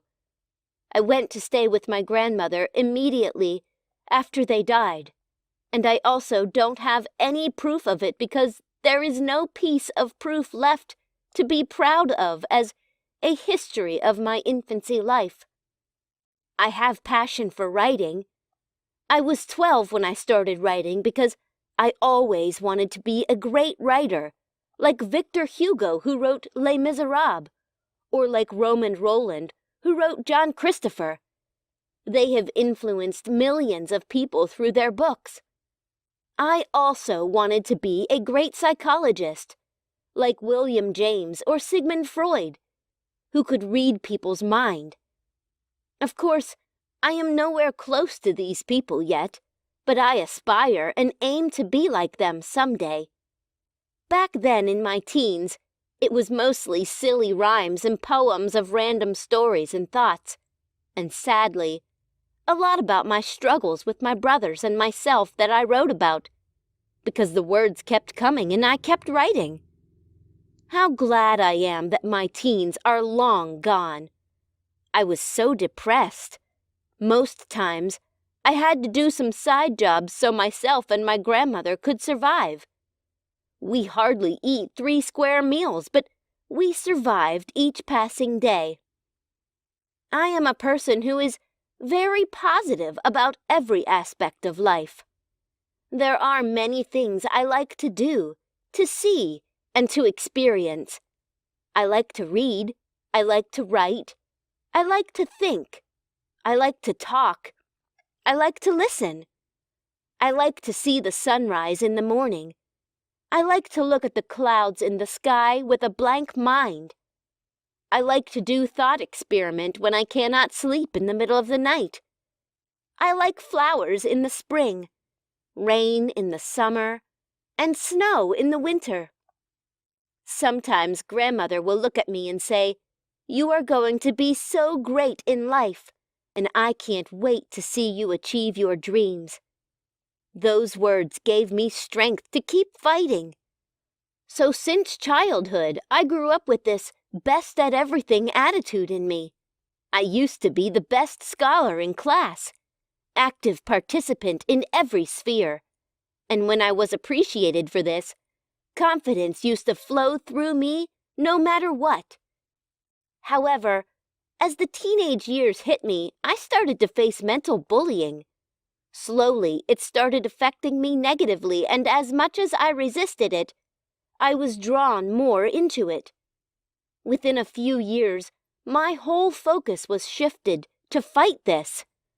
I lost focus of my academics and my other skills, and the results started reflecting in my life. I was losing what I had. Even my grandmother noticed it. She wasn't happy about it, but she still encouraged me to not give up. She wasn't the type that will force you out of your own will or force you to talk when something goes wrong. She just gives you reason not to give up. But when my school grade results came out, I was suddenly into the reality of myself. The pride I used to see in everyone's eyes, my image of a confident girl, it was all gone, and it was hard for me to accept. Day by day, as the law says, I attracted it more. There was a time when I had lost all the belief in myself, and lost myself completely. I thought of suicide, but on a second thought, I had to make my brothers and grandmother proud. Continuous failures kept coming, and screwed up friendships made it even worse. I had lost where to go in life, what to do with my career, and to whom I should seek for help. I knew if I had gone to my grandmother, she would just console me with her words of encouragement, and I was not ready to listen to the same words. Although those words have helped me, but it wasn't what I needed. In the process of me seeking for help, I met one of my teachers in school who called me to his office because he noticed my grades had gone down, and I had not been the way I used to be in class. He sat me down and asked me so many questions. Some of them I can't even remember. He gave me examples of people that were like me, and they ended up wasting their lives because they kept to themselves. His words pierced into my heart. I was stirred up to do better, not to allow myself to be mediocre. Just almost immediately after, I got my strength back. Then, the coronavirus came. I'm sure you have heard about stories where most people are infected with coronavirus. And as we all know, the coronavirus is a deadly disease, and it's the #1 talk of the town in all social media now. A lot of people have been infected with it currently, and I wasn't lucky. As many of us so, I got infected from who knows where or what, actually. It's shocking, right? Yes, I know. Even I haven't come to terms with it. Of all the people who had to be infected, it had to be me. Of all the hardship and circumstances I had been through, I still got an addition to it. Here I was searching for help so I can get back to the right track of my life. And when I finally found help, coronavirus came to damage it. It was on a sunny day. I noticed I've been coughing heavily, sneezing non-stop. I was scared I had tuberculosis because it was so intense. I still had a little cash with me from the last side job I went to do, so I went to the pharmacy to get drugs to stop the cough, but it kept on going for a week. Immediately, my grandmother noticed this symptom in me. She picked me up, and we drove straight to the hospital, and I tested to be coronavirus positive. My grandmother has been coughing for like 2 days now. Before we went to the hospital, but it wasn't intense, so I paid no attention to it. But unfortunately, the doctor also told my grandmother to diagnose herself, so she had to be sure if she had this disease or not. I was so scared because she had been coughing too, and I paid no attention to it. But unfortunately, my grandmother was also diagnosed of this same disease called coronavirus. I felt so bad. I had promised to give her a better life, but all I did was infect her with a disease that I'm not sure we will survive from. Immediately, we were admitted into the hospital so as not to spread the virus. We were both placed on the same treatment and medication. We were both in the same hospital room, and all my grandmother could do was to shed tears because she never expected myself and her to be a victim of this virus. I remembered when I was little, when she made sure I had food to eat, when she would encourage me with her consistent words. I felt like a failure. I was very unhappy. I was supposed to make her proud, but now, how I have failed. After 2 days in the hospital, a lot of patients were brought in and they'd been diagnosed of this same virus. The hospital was so full to the extent that there was no bed to accommodate a lot of people that were diagnosed of this virus. As the result of this, a nurse came in and told me she would be moving me away from the bed to the corridor, reason being that the new patient needs to be admitted immediately. I was pleading with her not to move me away from the bed, but during our conversation, my grandmother overheard us, and she told the nurse not to move me away from the bed. Instead, she will prefer if the nurse can move her instead of me. My grandmother loves me so much that she never prays that anything should happen to me. The nurse then took my grandmother away from the bed, and she was placed in the corridor. It was so painful, me looking at her lying down on the floor helpless. But there was nothing I could do to help the situation. After my grandmother was dropped at the corridor, not up to 2 days, she died. My grandmother died, and no one cares about her. I wanted to go with her. I felt guilty for infecting her with the virus. Why didn't it take me away instead of her?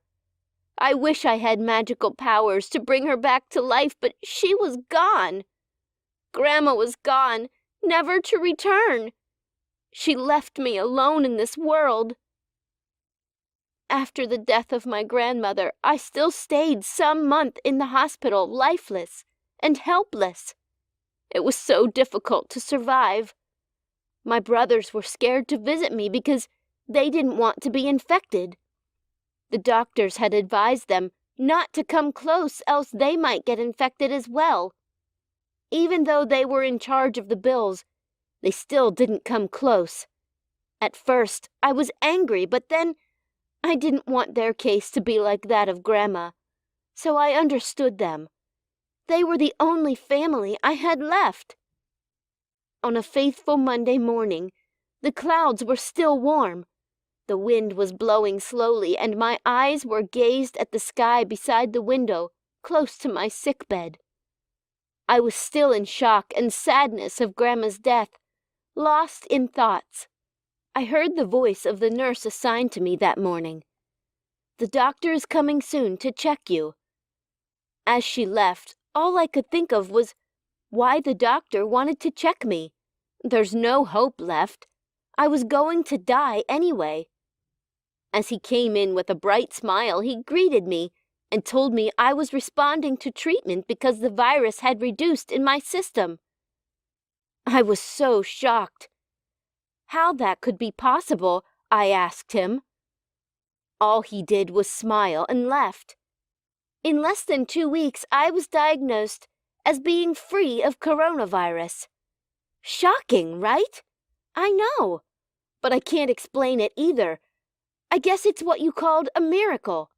But I knew luck found me and was giving me a chance to fulfill my dreams. I have just been released from the hospital as a survived person of coronavirus. Just don't know what to do with my life. It's so desperate right now. I was scared to go to my brother's place to meet them, but then I had nowhere else to go, so I went to meet them. On getting there, I met just two of them. They were surprised to see me, but not happy. They told me of how my third brother also got infected of this same coronavirus and died. I was literally on the floor crying and screaming, "Why me?" I lost another family again. I couldn't bear it. They were able to console me, but they didn't want me to stay with them because they didn't want me to be maltreated as they were. I was hopeless once again. I didn't know what to do or where else to go to. Will I end up sleeping on the streets of Lombardy? I feel so lonely, and life hasn't been fair to me. Where have I gone wrong? What do I do now? Please comment on this video and help me.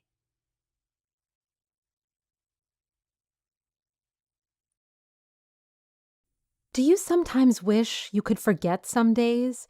Skip them or just play rewind on the awful clips of your life? The pain and the stress sometimes make you unfocused. Your vision goes blurred and mind all hazy. Well, it was exactly one of those days. But first, I'll give you a little background about me. I'm Natalie. I am 14 years old. I have recently started going out with a boy from my school, Harry. He's a dream come true. He has asked me to be his girlfriend a few weeks ago.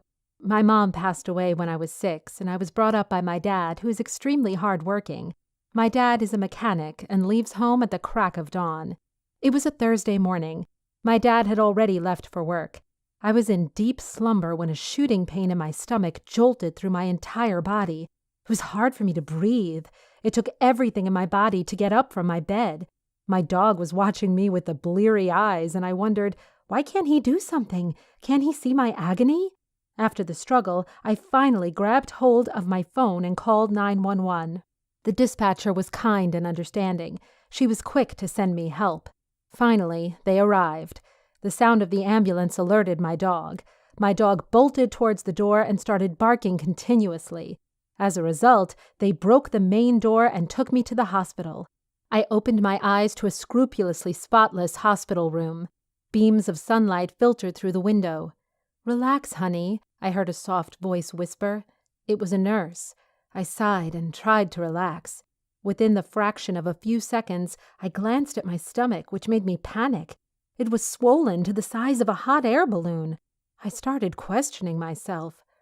"What is this?" I asked myself repeatedly. It took me a fine moment before it dawned upon me. I let out a huge gasp. Am I a 14-year-old growing a real-life baby in my tummy? Am I going to become a mother? I cringed at the thought, but the sight of my growing stomach only confirmed my realization. "But I've only had my first kiss with Harry a few days ago," I said as I tried to gather my thoughts. "This can't be true." I started crying relentlessly. My shrieks and cries grasped the attention of the nurses. They looked at me and started laughing. Their laughter overshadowed my agony. Their shrill laugh made my head spin, which came to a halt when I heard a sudden knock at the door. A feeling of relief washed over me as the person behind the door was my affectionate father. "Dad, I've missed you," I breathed. My dad had a shabby appearance. His eyes were sunken in with huge eye bags underneath. I was slightly confused. He rushed towards me and engulfed me in a hug. He ignored my growing belly, but when he saw, he gave me a smile. "I can't believe I'm going to be a grandfather." I was taken back. Why is he behaving like that? I pondered. That was certainly not the reaction I was expecting. "We have to get you out of this hell," said my dad. "Why?" I questioned. "They are not good for you." It would be an understatement if I say I was bewildered at how my dad was behaving. The nurses started laughing out of the blue. Laughter echoed through the white walls of the hospital room. It made my dad lose his temper. He started yelling at them. Suddenly, made his way towards me and picked me. He detached the tube of the drip out of my arm. I gasped due to the sudden discomfort. His actions alerted the hospital staff. The nurses called the security and they took my dad away. They prevented him from seeing me afterward. In the next few minutes, the same intensity of pain ran through my frail body. The nurses injected medicine into my body and asked me to relax. "You'll be all right, darling," comforted a nurse. I threw up multiple times that night, which consequently made me feel better. They gave me a few pills to make me fall asleep. Later that night, I woke up due to a disturbance in my room. I was shocked to see my dad in my room. He had his hand over my attendant's mouth. I was petrified. I had never seen that mysterious terror in my dad's eyes. He was unrecognizable in nurse scrubs. Anyone could be easily fooled by his new persona. I didn't know what to do. But I knew one thing. My life was in danger. He hurriedly put me in the wheelchair, ripping away the drips. "Dad, stop! Dad, you are hurting me!" I let out a faint, incoherent cry. "Shut up!" Dad yelled. His eyes were bloodshot red, skin pale and lips trembling. I closed my eyes momentarily and a whimper escaped my mouth. What has come over my dad? I wished my mom was still alive. Is it too much to ask for? I thought medicine and illness made me emotional. I hated that feeling. My dad took a hold of my wheelchair and rushed through the bleak hospital hallway. He greeted the doctors and hospital staff in a sing-song female voice. I never knew my dad had astounding acting skills, but similarly, I didn't know anything about him, did I? I questioned myself. I never knew I had to see the day I'd have to see his facade slipping away. But here I was, being escorted by my dad dressed in nurse clothes. Life is so strange. It was too much to process for my 14-year-old brain. A doctor stopped us at one point and requested my dad to join him for his daily round at the children's ward. My dad pushed my wheelchair in a vacant hospital room and left me to help the doctors. I was surprised. He left me there for some time and came back with a devilish grin plastered on his face. They are such fools, the doctors. I can outsmart them every single day. I couldn't believe my dad would say such things for people highly regarded in our society. He was being outrageously awful. He told me that he has checked the patient's body temperature, measured blood pressure, and blood glucose concentrations. That easy, you see. They think they're gods. I had been horrified for my life as well as the ones my dad treated a while ago. Few seconds passed, and I heard some voices. "Catch them! Catch them! They are running! Phone the security now!" The entire hospital was in mayhem. People were running. Nurses, visitors, doctors, and admin staff, all of them were in a state of chaos. But nothing could stop my dad. He was still going peacefully at his own pace, oblivious to the chaos caused by his antics. A yell stopped him for a moment, but he grabbed the wheelchair and started sprinting through the hospital towards the elevator, colliding with the medical equipment and food trolleys in our way. At one point, he toppled cleaning trolley. There was alcohol and disinfectant all over the floor. God help me, save me from the monster my dad has become. Nurses were calling the security, and I wondered why it took them so long. Please don't harm me, I cried. My mind was spinning and my vision was becoming hazy, but I tried my best to keep myself conscious. I took small breaths as instructed by my father once. I wanted my father back. Where did you go, Dad? Please, what has happened to you? He blatantly ignored my cries. Finally, we reached the elevator. My heart was pounding hard against my chest.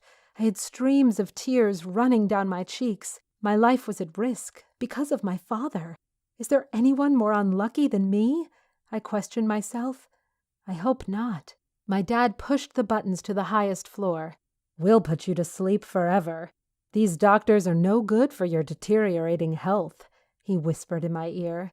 For the first time in my life, hearing my dad's voice caused shivers to run through my body. I always found his voice soothing and comforting. I was certain he was possessed or something. He was behaving like a hysterical madman.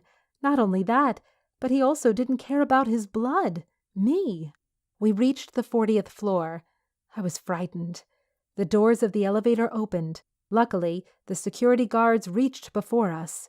His face lost its color, his eyes were wide, and his body shaking. He was panic-stricken. In a matter of seconds, he pushed me towards the security guys. I was grateful they arrived on time. I didn't even want to think about what could have happened if they didn't come to rescue me. My dad went hysterical. He was mocking them. He was making animal-like noises. "Catch me if you can." He looked like a kid has taken away his favorite stuffed toy or candy. "Let's have kids." Kids? I questioned. He sure had some mental issues. What could have happened in a span of night? I didn't know. He ran towards the stairs with guards following behind him. I was left all alone on God knows what floor. I screamed and cried for help.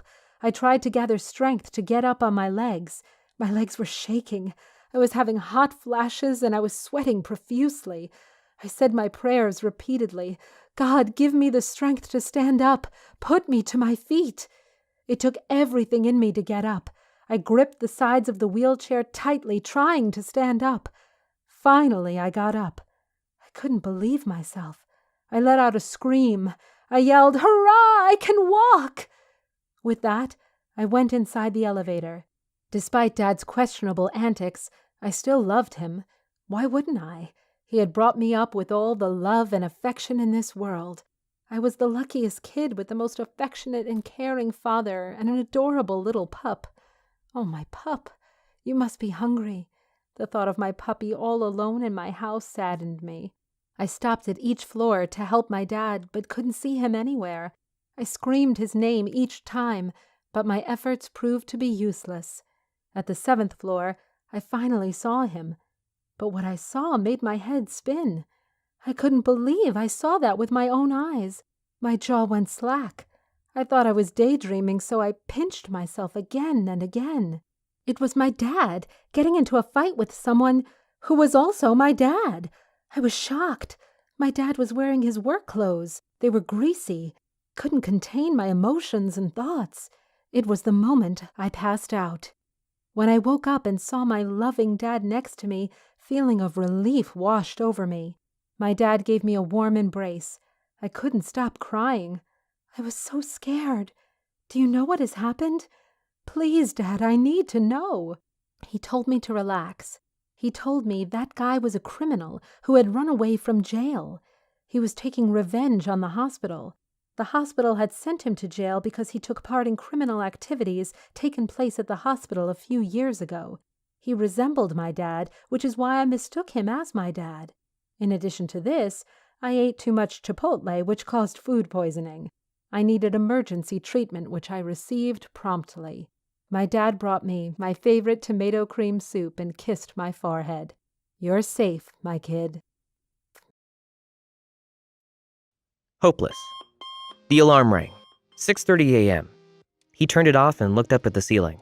Am I living or surviving, he thought. After all, working 12 hours a day and going to college on the remaining time is not much of a life. I managed to get up after some time. He checked the time on his phone. 6:53. He's going to be late again. His boss will complain about him. This is a bad day after all, maybe the worst of the year, he talks to himself as he gets ready to leave without any emotion. He manages to get out of the house eventually. His house is 4 minutes from the bus stop. Time is around 7:20. He's not running because the bus goes around 7:28 at that stop. Just when I'm getting to the street, the bus goes by. It's too far to make it running. It's hopeless anyway. He's starting to think he's going to get busted. He's starting to think about it. He starts thinking about why he does this, why he cares. He works at a crappy job that barely pays the bills anyway. His boss is the devil in person.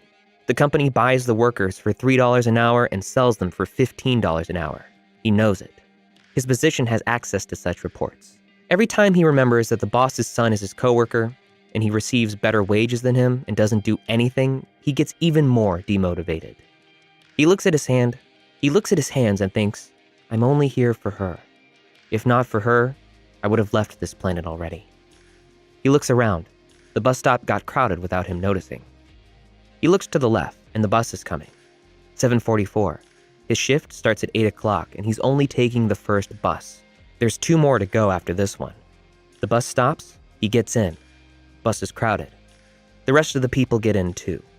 The bus feels like a tuna can. He observes the surroundings. There are people talking and laughing, people on the phone texting. Everyone seems so happy. Even the bus is at least 1 double maximum capacity. He sneaks his hand into his backpack. It's a hard task since he can barely move his arms. He grabs his headphones, plugs them in. Life gets 2% better. He does not hear the useless talking now. He's isolated. The bus arrives at the terminal. He rushes towards the next one. Just as before, another tuna can. It's midwinter. He left home with 2 coats. However, the amount of people produces extreme amounts of human heat. He's sweating already. He takes off the coats as he walks onto the bus. It's 8:03 already, and he's far from work. He's gotten to a point where he doesn't care anymore. Today is a bad day after all, just like yesterday. Time goes by. The bus leaves the terminal at 8:10. He is 10 minutes late already. The bus leaves only to stop a couple of meters ahead. Traffic. Intense traffic. It's peak hour. The city's grown insanely in population in the last 10 years. No roads were planned. Average speed is 20 kilometers an hour. His bus needs to cross the city to get to the other terminal. He feels like a gasoline doll. The bus starts and stops every 50 meters. His body waves left and right. This goes for about 30 minutes when he finally makes it to the other terminal. 8:40 now. He goes to where the last bus stops, looks at the board for the bus schedule. Last one left 8:35. Next one is 9:15 a.m. He's not mad, not sad. He does not feel anything at all. He feels empty, with 0 motivation and will. He sits and waits, watching people go by. There he is, an empty human being watching other empty human beings rushing towards their work just as he is. Maybe I shouldn't complain that much, is the thought that revolves around his mind. He just snaps out of his thoughts, gets a piece of paper and a pen, and then starts drawing the terminal structure. He starts with the pillars, big black metal bars, then proceeds to the ceiling, metal bars installed in some kind of web shape. There are iron bars everywhere.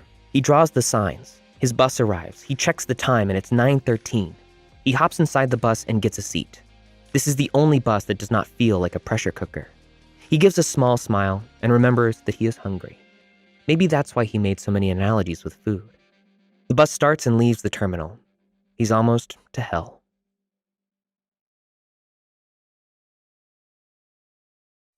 How I meet again. So I don't really know how to title this. Let me just begin. Back when I was a kid, I lived in Jacksonville, Florida. I loved it there till I was in the 6th grade. I moved around a lot too. The neighbor which I'm talking about owned a 2-story house next to my family's 1-story house. We lived in that house for a total of 3 years and then moved to a new neighborhood. During these 3 years, me and my brother rarely went outside. Our parents didn't like the idea. Besides, studying to them was a higher priority than anything else, as they were first-generation immigrants and preferred us to get a good education. Anyway, here's where things get interesting. Our parents decided to go to Los Angeles, California. Fine by us. We didn't quite care where we lived, although it was difficult to say goodbye to all of those friends. After having lived 2 years in California, my mom decided to sign me and my brother up for an acting camp. There, I attended the 13 and under class, while my brother attended the 13 and older class. One of the days, we had an exercise where 2 people would tell a story, one made up and one real. Me and another guy convinced the teacher to let us both tell a true story. The story I chose coincidentally took place the few times I went outside in that neighborhood which I lived in for 3 years. In the story, I, for some reason, named both the city and state I lived in as well as the neighborhood. One of the girls who was in my class had around 10 people, asked me after the fact came out that both stories were true. Firstly, she asked where I lived in that neighborhood. I told her right before the speed bump. Then she asked if my family grew things in our backyard, to which I replied that was true too. And lastly, she asked if I had gone outside with my brother to play before, and I replied that was true as well. And as such, I managed to meet my neighbor who I never knew until now across the country in a small acting camp in a class of roughly 10 students. At first, I couldn't believe it myself. Maybe I'd forgotten the actual name of the neighborhood and simply agreed with her because it sounded familiar. But everything she described was accurate. Her house was indeed 2 stories and ours 1. We did indeed live with our grandparents. Me and my brother did indeed go outside sometimes. The addresses matched. The city and states matched. Of course, I was pretty dumbfounded with such a coincidence. What are the odds that two kids' parents decide to move across the country to, albeit a popular city, to roughly the same region in the city and sign their children up the same year to the same small acting camp? And what are the odds that I tell that story out of the many which I could have told? And the odds that I listed the city and state where I lived? Oh, and the girl pretty blatantly tried to flirt with me during that class. Didn't particularly like her, but she definitely had a crush on me. Quite touchy, if you know what I mean. This is just some extra info at this point. When we did some games, she liked clinging to me or talking with me every chance she got. I was actually turning 13 very soon during that camp, and as such was far more mature than the 10 or 11-year-olds in that class. I still remember one girl sitting in my lap against my protests because she wanted to win a game. Boy, did I feel flustered then. Well, it's always cool to reflect on the past. Get that type of immaturity going again. Just thinking about it makes me think about luck and how awkward I was back then.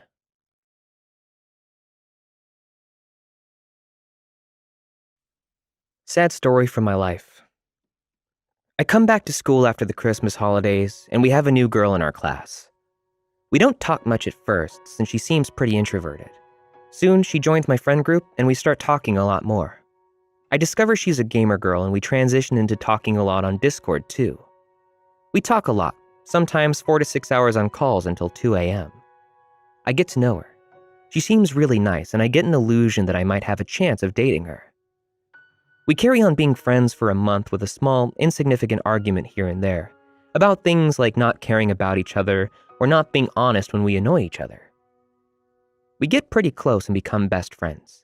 She tells me things about her never having a crush, which is understandable since she's young and gets on better with boys than girls. Anyway, we kind of start arguing more frequently for stupid reasons. I admit I was responsible for about half, but once we get that far, she wants to end the friendship, and I go along. We have a pretty deep discussion ending in us realizing we can't replace each other and realizing we have to let go. She asked things like, "Why do you care for me?" So far, we've only been arguing online and acting normal or avoiding each other in real life. Well, that was about to change. The next morning, she messages me with the idea of, let's not talk over messages and just talk in real life, since everything's okay in real life. I go along since I don't want to lose her as a friend, and that argument was generally stupid. So everything goes normal for the next couple of weeks. In 1 week, it gets serious. It was a normal day at school. I came back home and I felt that things were different. We didn't talk much now because of the arguments. I really didn't enjoy being with her, and I decided to write her some message describing how attached I was, how two-faced she acted, acting normal in real life, but then saying dumb stuff in arguments, how much I didn't want to argue, and that something had to change. Well, it turned out to be a 960-word message. Her response was pathetic. Furthermore, I found out she was annoyed by me expressing my emotions. For time's sake, I can summarize her response. Okay, don't suppress your emotions. I didn't expect this. I expected some kind of understanding. Once again, one morning, we get into some argument. She explains her lack of interest as a lack of human emotion when I tried to understand what is wrong with her, like what I did wrong. I didn't understand why we didn't understand each other. Things were about to escalate. Right now, I feel clueless and very confused, not knowing what the best thing to do is. I keep messaging her and trying to figure things out, to understand her at the very least. We get to a very dodgy area. She starts saying things like, "You think I would ask for someone to care about me? No, I want everyone to forget about me, so I can finally effing kill myself without hurting anyone." That was when things started to head south. I took it as some sort of joke at first. She joked about suicide a lot before, but now I was a bit concerned. Later, she sends the message of, "You want to see my arm? Oh no, you will think it's an attention-seeking thing." I go along. She sends a pic of her arm scratched to near bleeding. As I later found out, it's not the first year of her doing this. Just before, it wasn't as severe. I felt bad like anyone would. The same day after school, I message her that I feel bad. I know it wasn't because of me, but the least I could have done is be there for you and not annoy you with arguments. My feelings didn't matter at that point because she was my best friend for a while and I wanted to help. We message a bit. She's very hostile. I want to help. She doesn't take it. I ask why she says it's none of my business. It was my business. If it wasn't, I wouldn't feel bad. She says, just because I showed you a picture of my arm, you don't have to start pretending you feel bad for me. Introduce SB. suicide buddy, or her now best friend.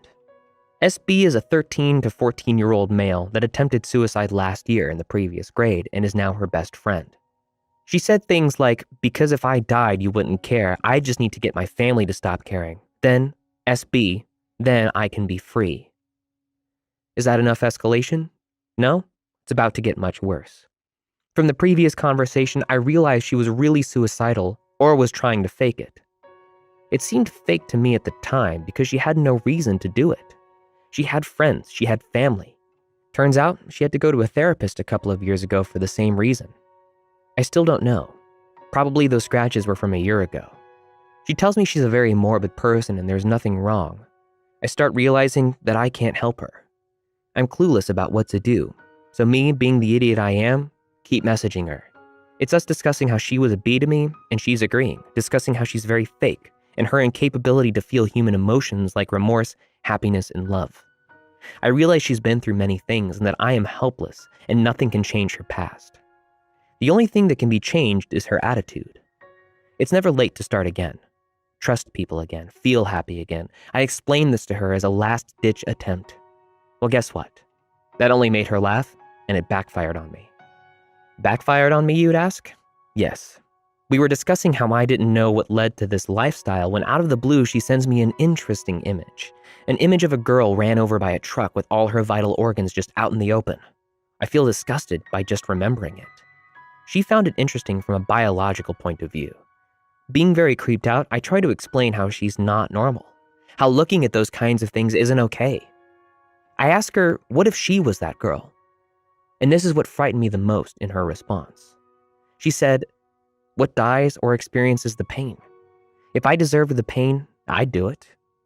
The next couple of days was us arguing about her being sociopathic, feeding on people's emotions and having a lot in common with SB. SB is even more effed up than her. According to one of my friends, they watch strange types of hentai together. The next day, I come home to about 20 messages, reading something like, "How do you want me to kill myself?" I tell her I don't want her to die. I regret knowing her and that I hope she becomes normal, but without me being her best friend. This escalates to her sending more of those images, which I prefer not to describe. It's some not safe for life content. I don't know where she got them from, and I'm grateful she stopped sending them. Furthermore, it gets out of hand to the point where she begs me not to tell the school about it, because she doesn't want to go to a therapist again. 3 days later, last day of school before quarantine, we message under the table in class for a bit. I got some emotions out of her. I made her realize what kind of person she is, and she admitted. However, she is too weak to change and has adapted to this lifestyle. To conclude, what I'm left with is someone I wish I had never met in my friend group. Someone I had feelings for, but now every thought of her makes me feel disgusted. Thanks to the quarantine, I don't have to see her anytime soon. What do you guys think?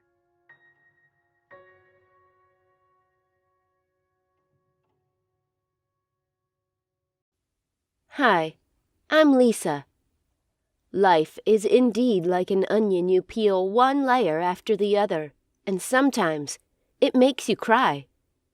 That's what happened to me when I was 13. My whole life came to a standstill when I was viciously knocked down by uncertainties of life. Imagine yourself not being able to move your body. You can hear and see everything happening around you, but you can't communicate. People come around you, but you can't talk to them. They can't even hug you. You try to give your body orders to blink, shake, laugh, and even cry, but it doesn't obey you. Imagine yourself not being able to say, "I'm hungry, I'm pressed, I'm hurt, I'm cold." I lay lifeless for days, weeks, months, and years, disconnected from the physical world. You might be asking how this happened. Well, that was when I fell off the staircase. I and my twin brother Peter are the only children of my parents. We are of the middle class, and Dad makes sure we are comfortable with his meager paycheck. Dad said it took them 30 years before giving birth to us because Mom had no fallopian tubes. So all hope of Mom getting pregnant in life was lost, and they had to live with it. One day, 3 men visited them They were hungry and haggard-looking. Then Mom asked them to come in, but they wouldn't. They sat outside. Mom went into the house, made them a nice meal, and they ate their fill. Then Dad asked them to come in the second time. They did and left after a while. After 7 days, Mom became pregnant and finally gave birth to me and my twin brother, Peta. Dad said our birth changed a lot of things. It seems as if there was this separation between him and Mom. They no longer do things together as husband and wife. Mom no longer contributes to running of the family. All she cares about was her Peter, day in and day out. But Dad was not like her. He gave us equal love and support, irrespective of our differences. I so much love the only sibling I have in this world. But the love was not returned. All I kept getting from him was a stab, rejection, and gossiping me to Mom. We are not identical twins. We had a lot of character differences likewise in our lifestyle. I love nature and adventure, but my twin does not care for such. He can stay in front of the television all day. Peter is a sadist, but I'm not. Maybe that's why Dad loved being around me, while Mom preferred Peter. Maybe because he looked so much like her. Mom is one of the horrible persons I've ever met in my life. You neither know when she is happy or unhappy. She is always moody. The only thing that makes her happy is whenever she sees Peter. To my mom, I did not exist. But there were things that makes me happy. The presence of my dad in my life was the major thing. I love adventures, and so Dad decided to build an adventure room for me and Peter in the underground of our little home. But Peter was not interested. Even when I was cleaning the room, Peter walked in and laughed mockingly. That was ridiculous. I assisted Dad to decorate the room with different kinds of paintings and a lot of scientific pictures, so the adventure room became another room for me. Another thing that made me happy was the surprise gift Dad got for me on my 13th birthday. That's Rosie, my cat. She is not just a cat, but a companion, a friend, and maybe another twin. I was so happy, I couldn't thank Dad enough. From that day on, I had a companion in Dad's absence. Rosie seems to understand me more than anyone else in the house, including Dad. Whenever Mom and Peter puts on a horror movie and starts making all sorts of noise in the sitting room, I go to the adventure room with Rosie. I can hear him talk to me with his mews, as if he is saying, "Don't worry, I am here. Everything will be all right." On one of such days, I couldn't control myself and I yelled at my twin brother, "Why can't you stop all these noises?" I decided to go to my adventure room. I left with Rosie following me behind the staircase. But I never knew Peter was also running after me. Then Rosie came in front of me, winking her eyes left and right, as if she was telling me something. But I couldn't give her attention because I was walking very fast in anger. Perhaps she was trying to tell me that Peter was behind me. Suddenly, I felt a push and slipped off the staircase. Everywhere became dark. I could see Rosie running around me, not knowing what to do, but I couldn't talk to her.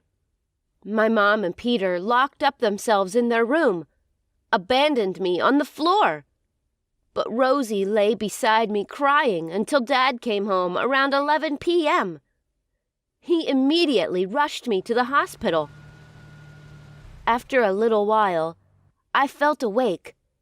I tried to make a move, but there was no response. Then it dawned on me that I am no longer myself.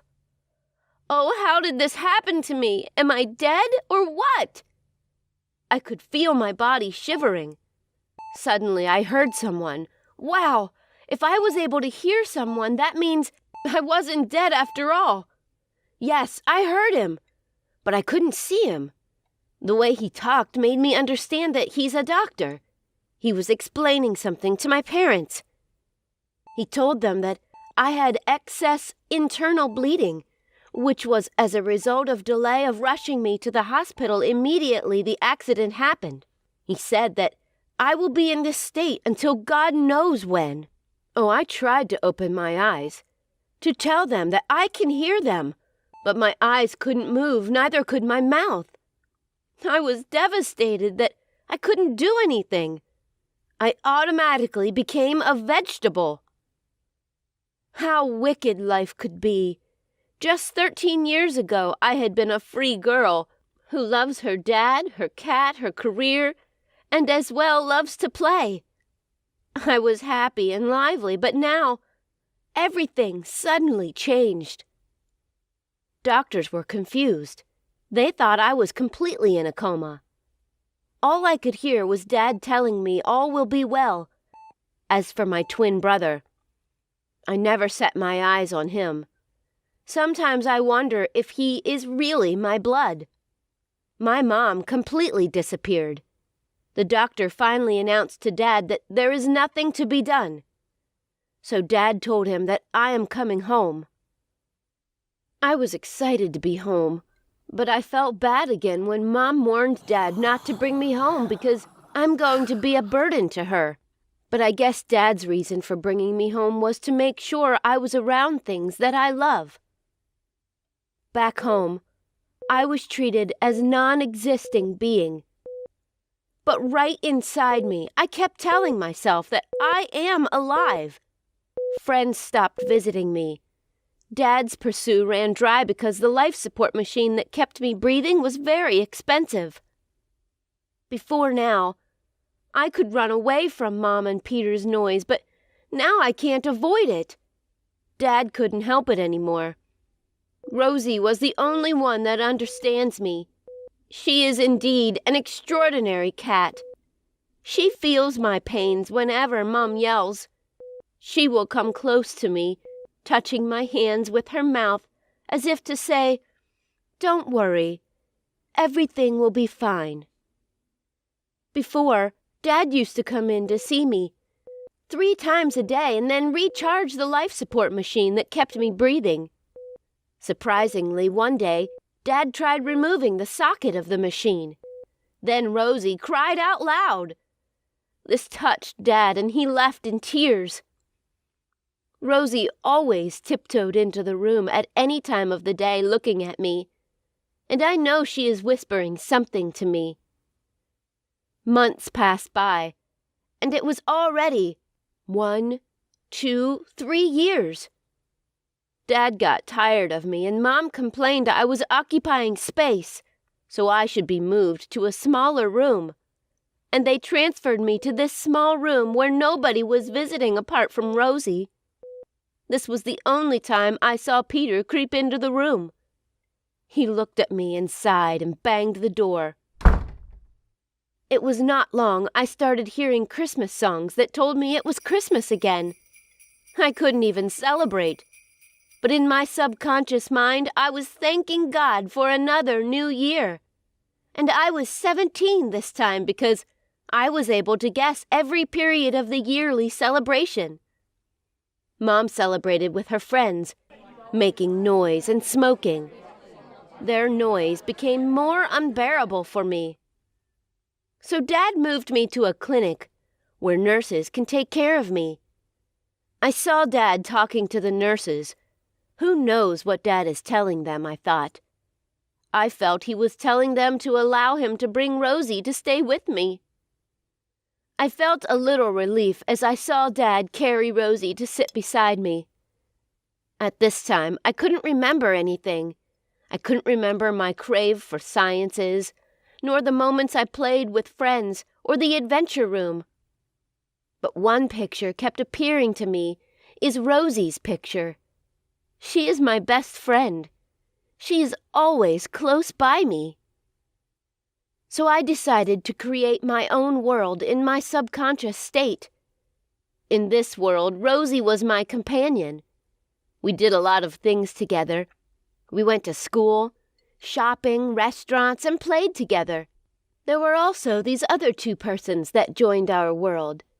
Perhaps they could be some victim of people in the coma state. Another 6 years went by, and I remembered not seeing Dad for a whole year. Well, I never cared about the physical world anymore because I was enjoying the new world I created. But one day Dad came by. I saw him weeping with my best flower, a rose flower, in his hands. He also bought me a science kit and some other things which he decorated my bed with. Then I could hear him say, "Happy 20th birthday, my angel." Dad left the room angrily. Then Rosie picked one of those rose flowers Dad had kept and brought it close to my nose. My goodness! I perceived it and smiled at her. She screamed in excitement. She kept screaming. That her scream attracted the doctors and nurses. By the time they arrived, my eyes were open. The resident doctor was surprised. He said he has never recorded any case as this since his 30 years of practice in the medical field. Gradually, I began to regain consciousness. I was not angry when the doctors told me that I cannot move my legs anymore because my spinal cord was affected badly. Although it took me time before I accepted to be confined to the wheelchair. After all, God gave me life, so I am grateful to Him. Before I was discharged from the hospital, my mom came, begging that I forgive her attitude towards me, just that she never liked to have a baby girl. But now she has realized her mistakes. Peter was crying and feels guilty for pushing me down. He confessed that he was acting out of the influence of Mom. Who am I not to forgive them? What if I died? I wonder if I will be here. God forgave me and gave me a new life, so I forgave them. And I was glad to reunite with my family again.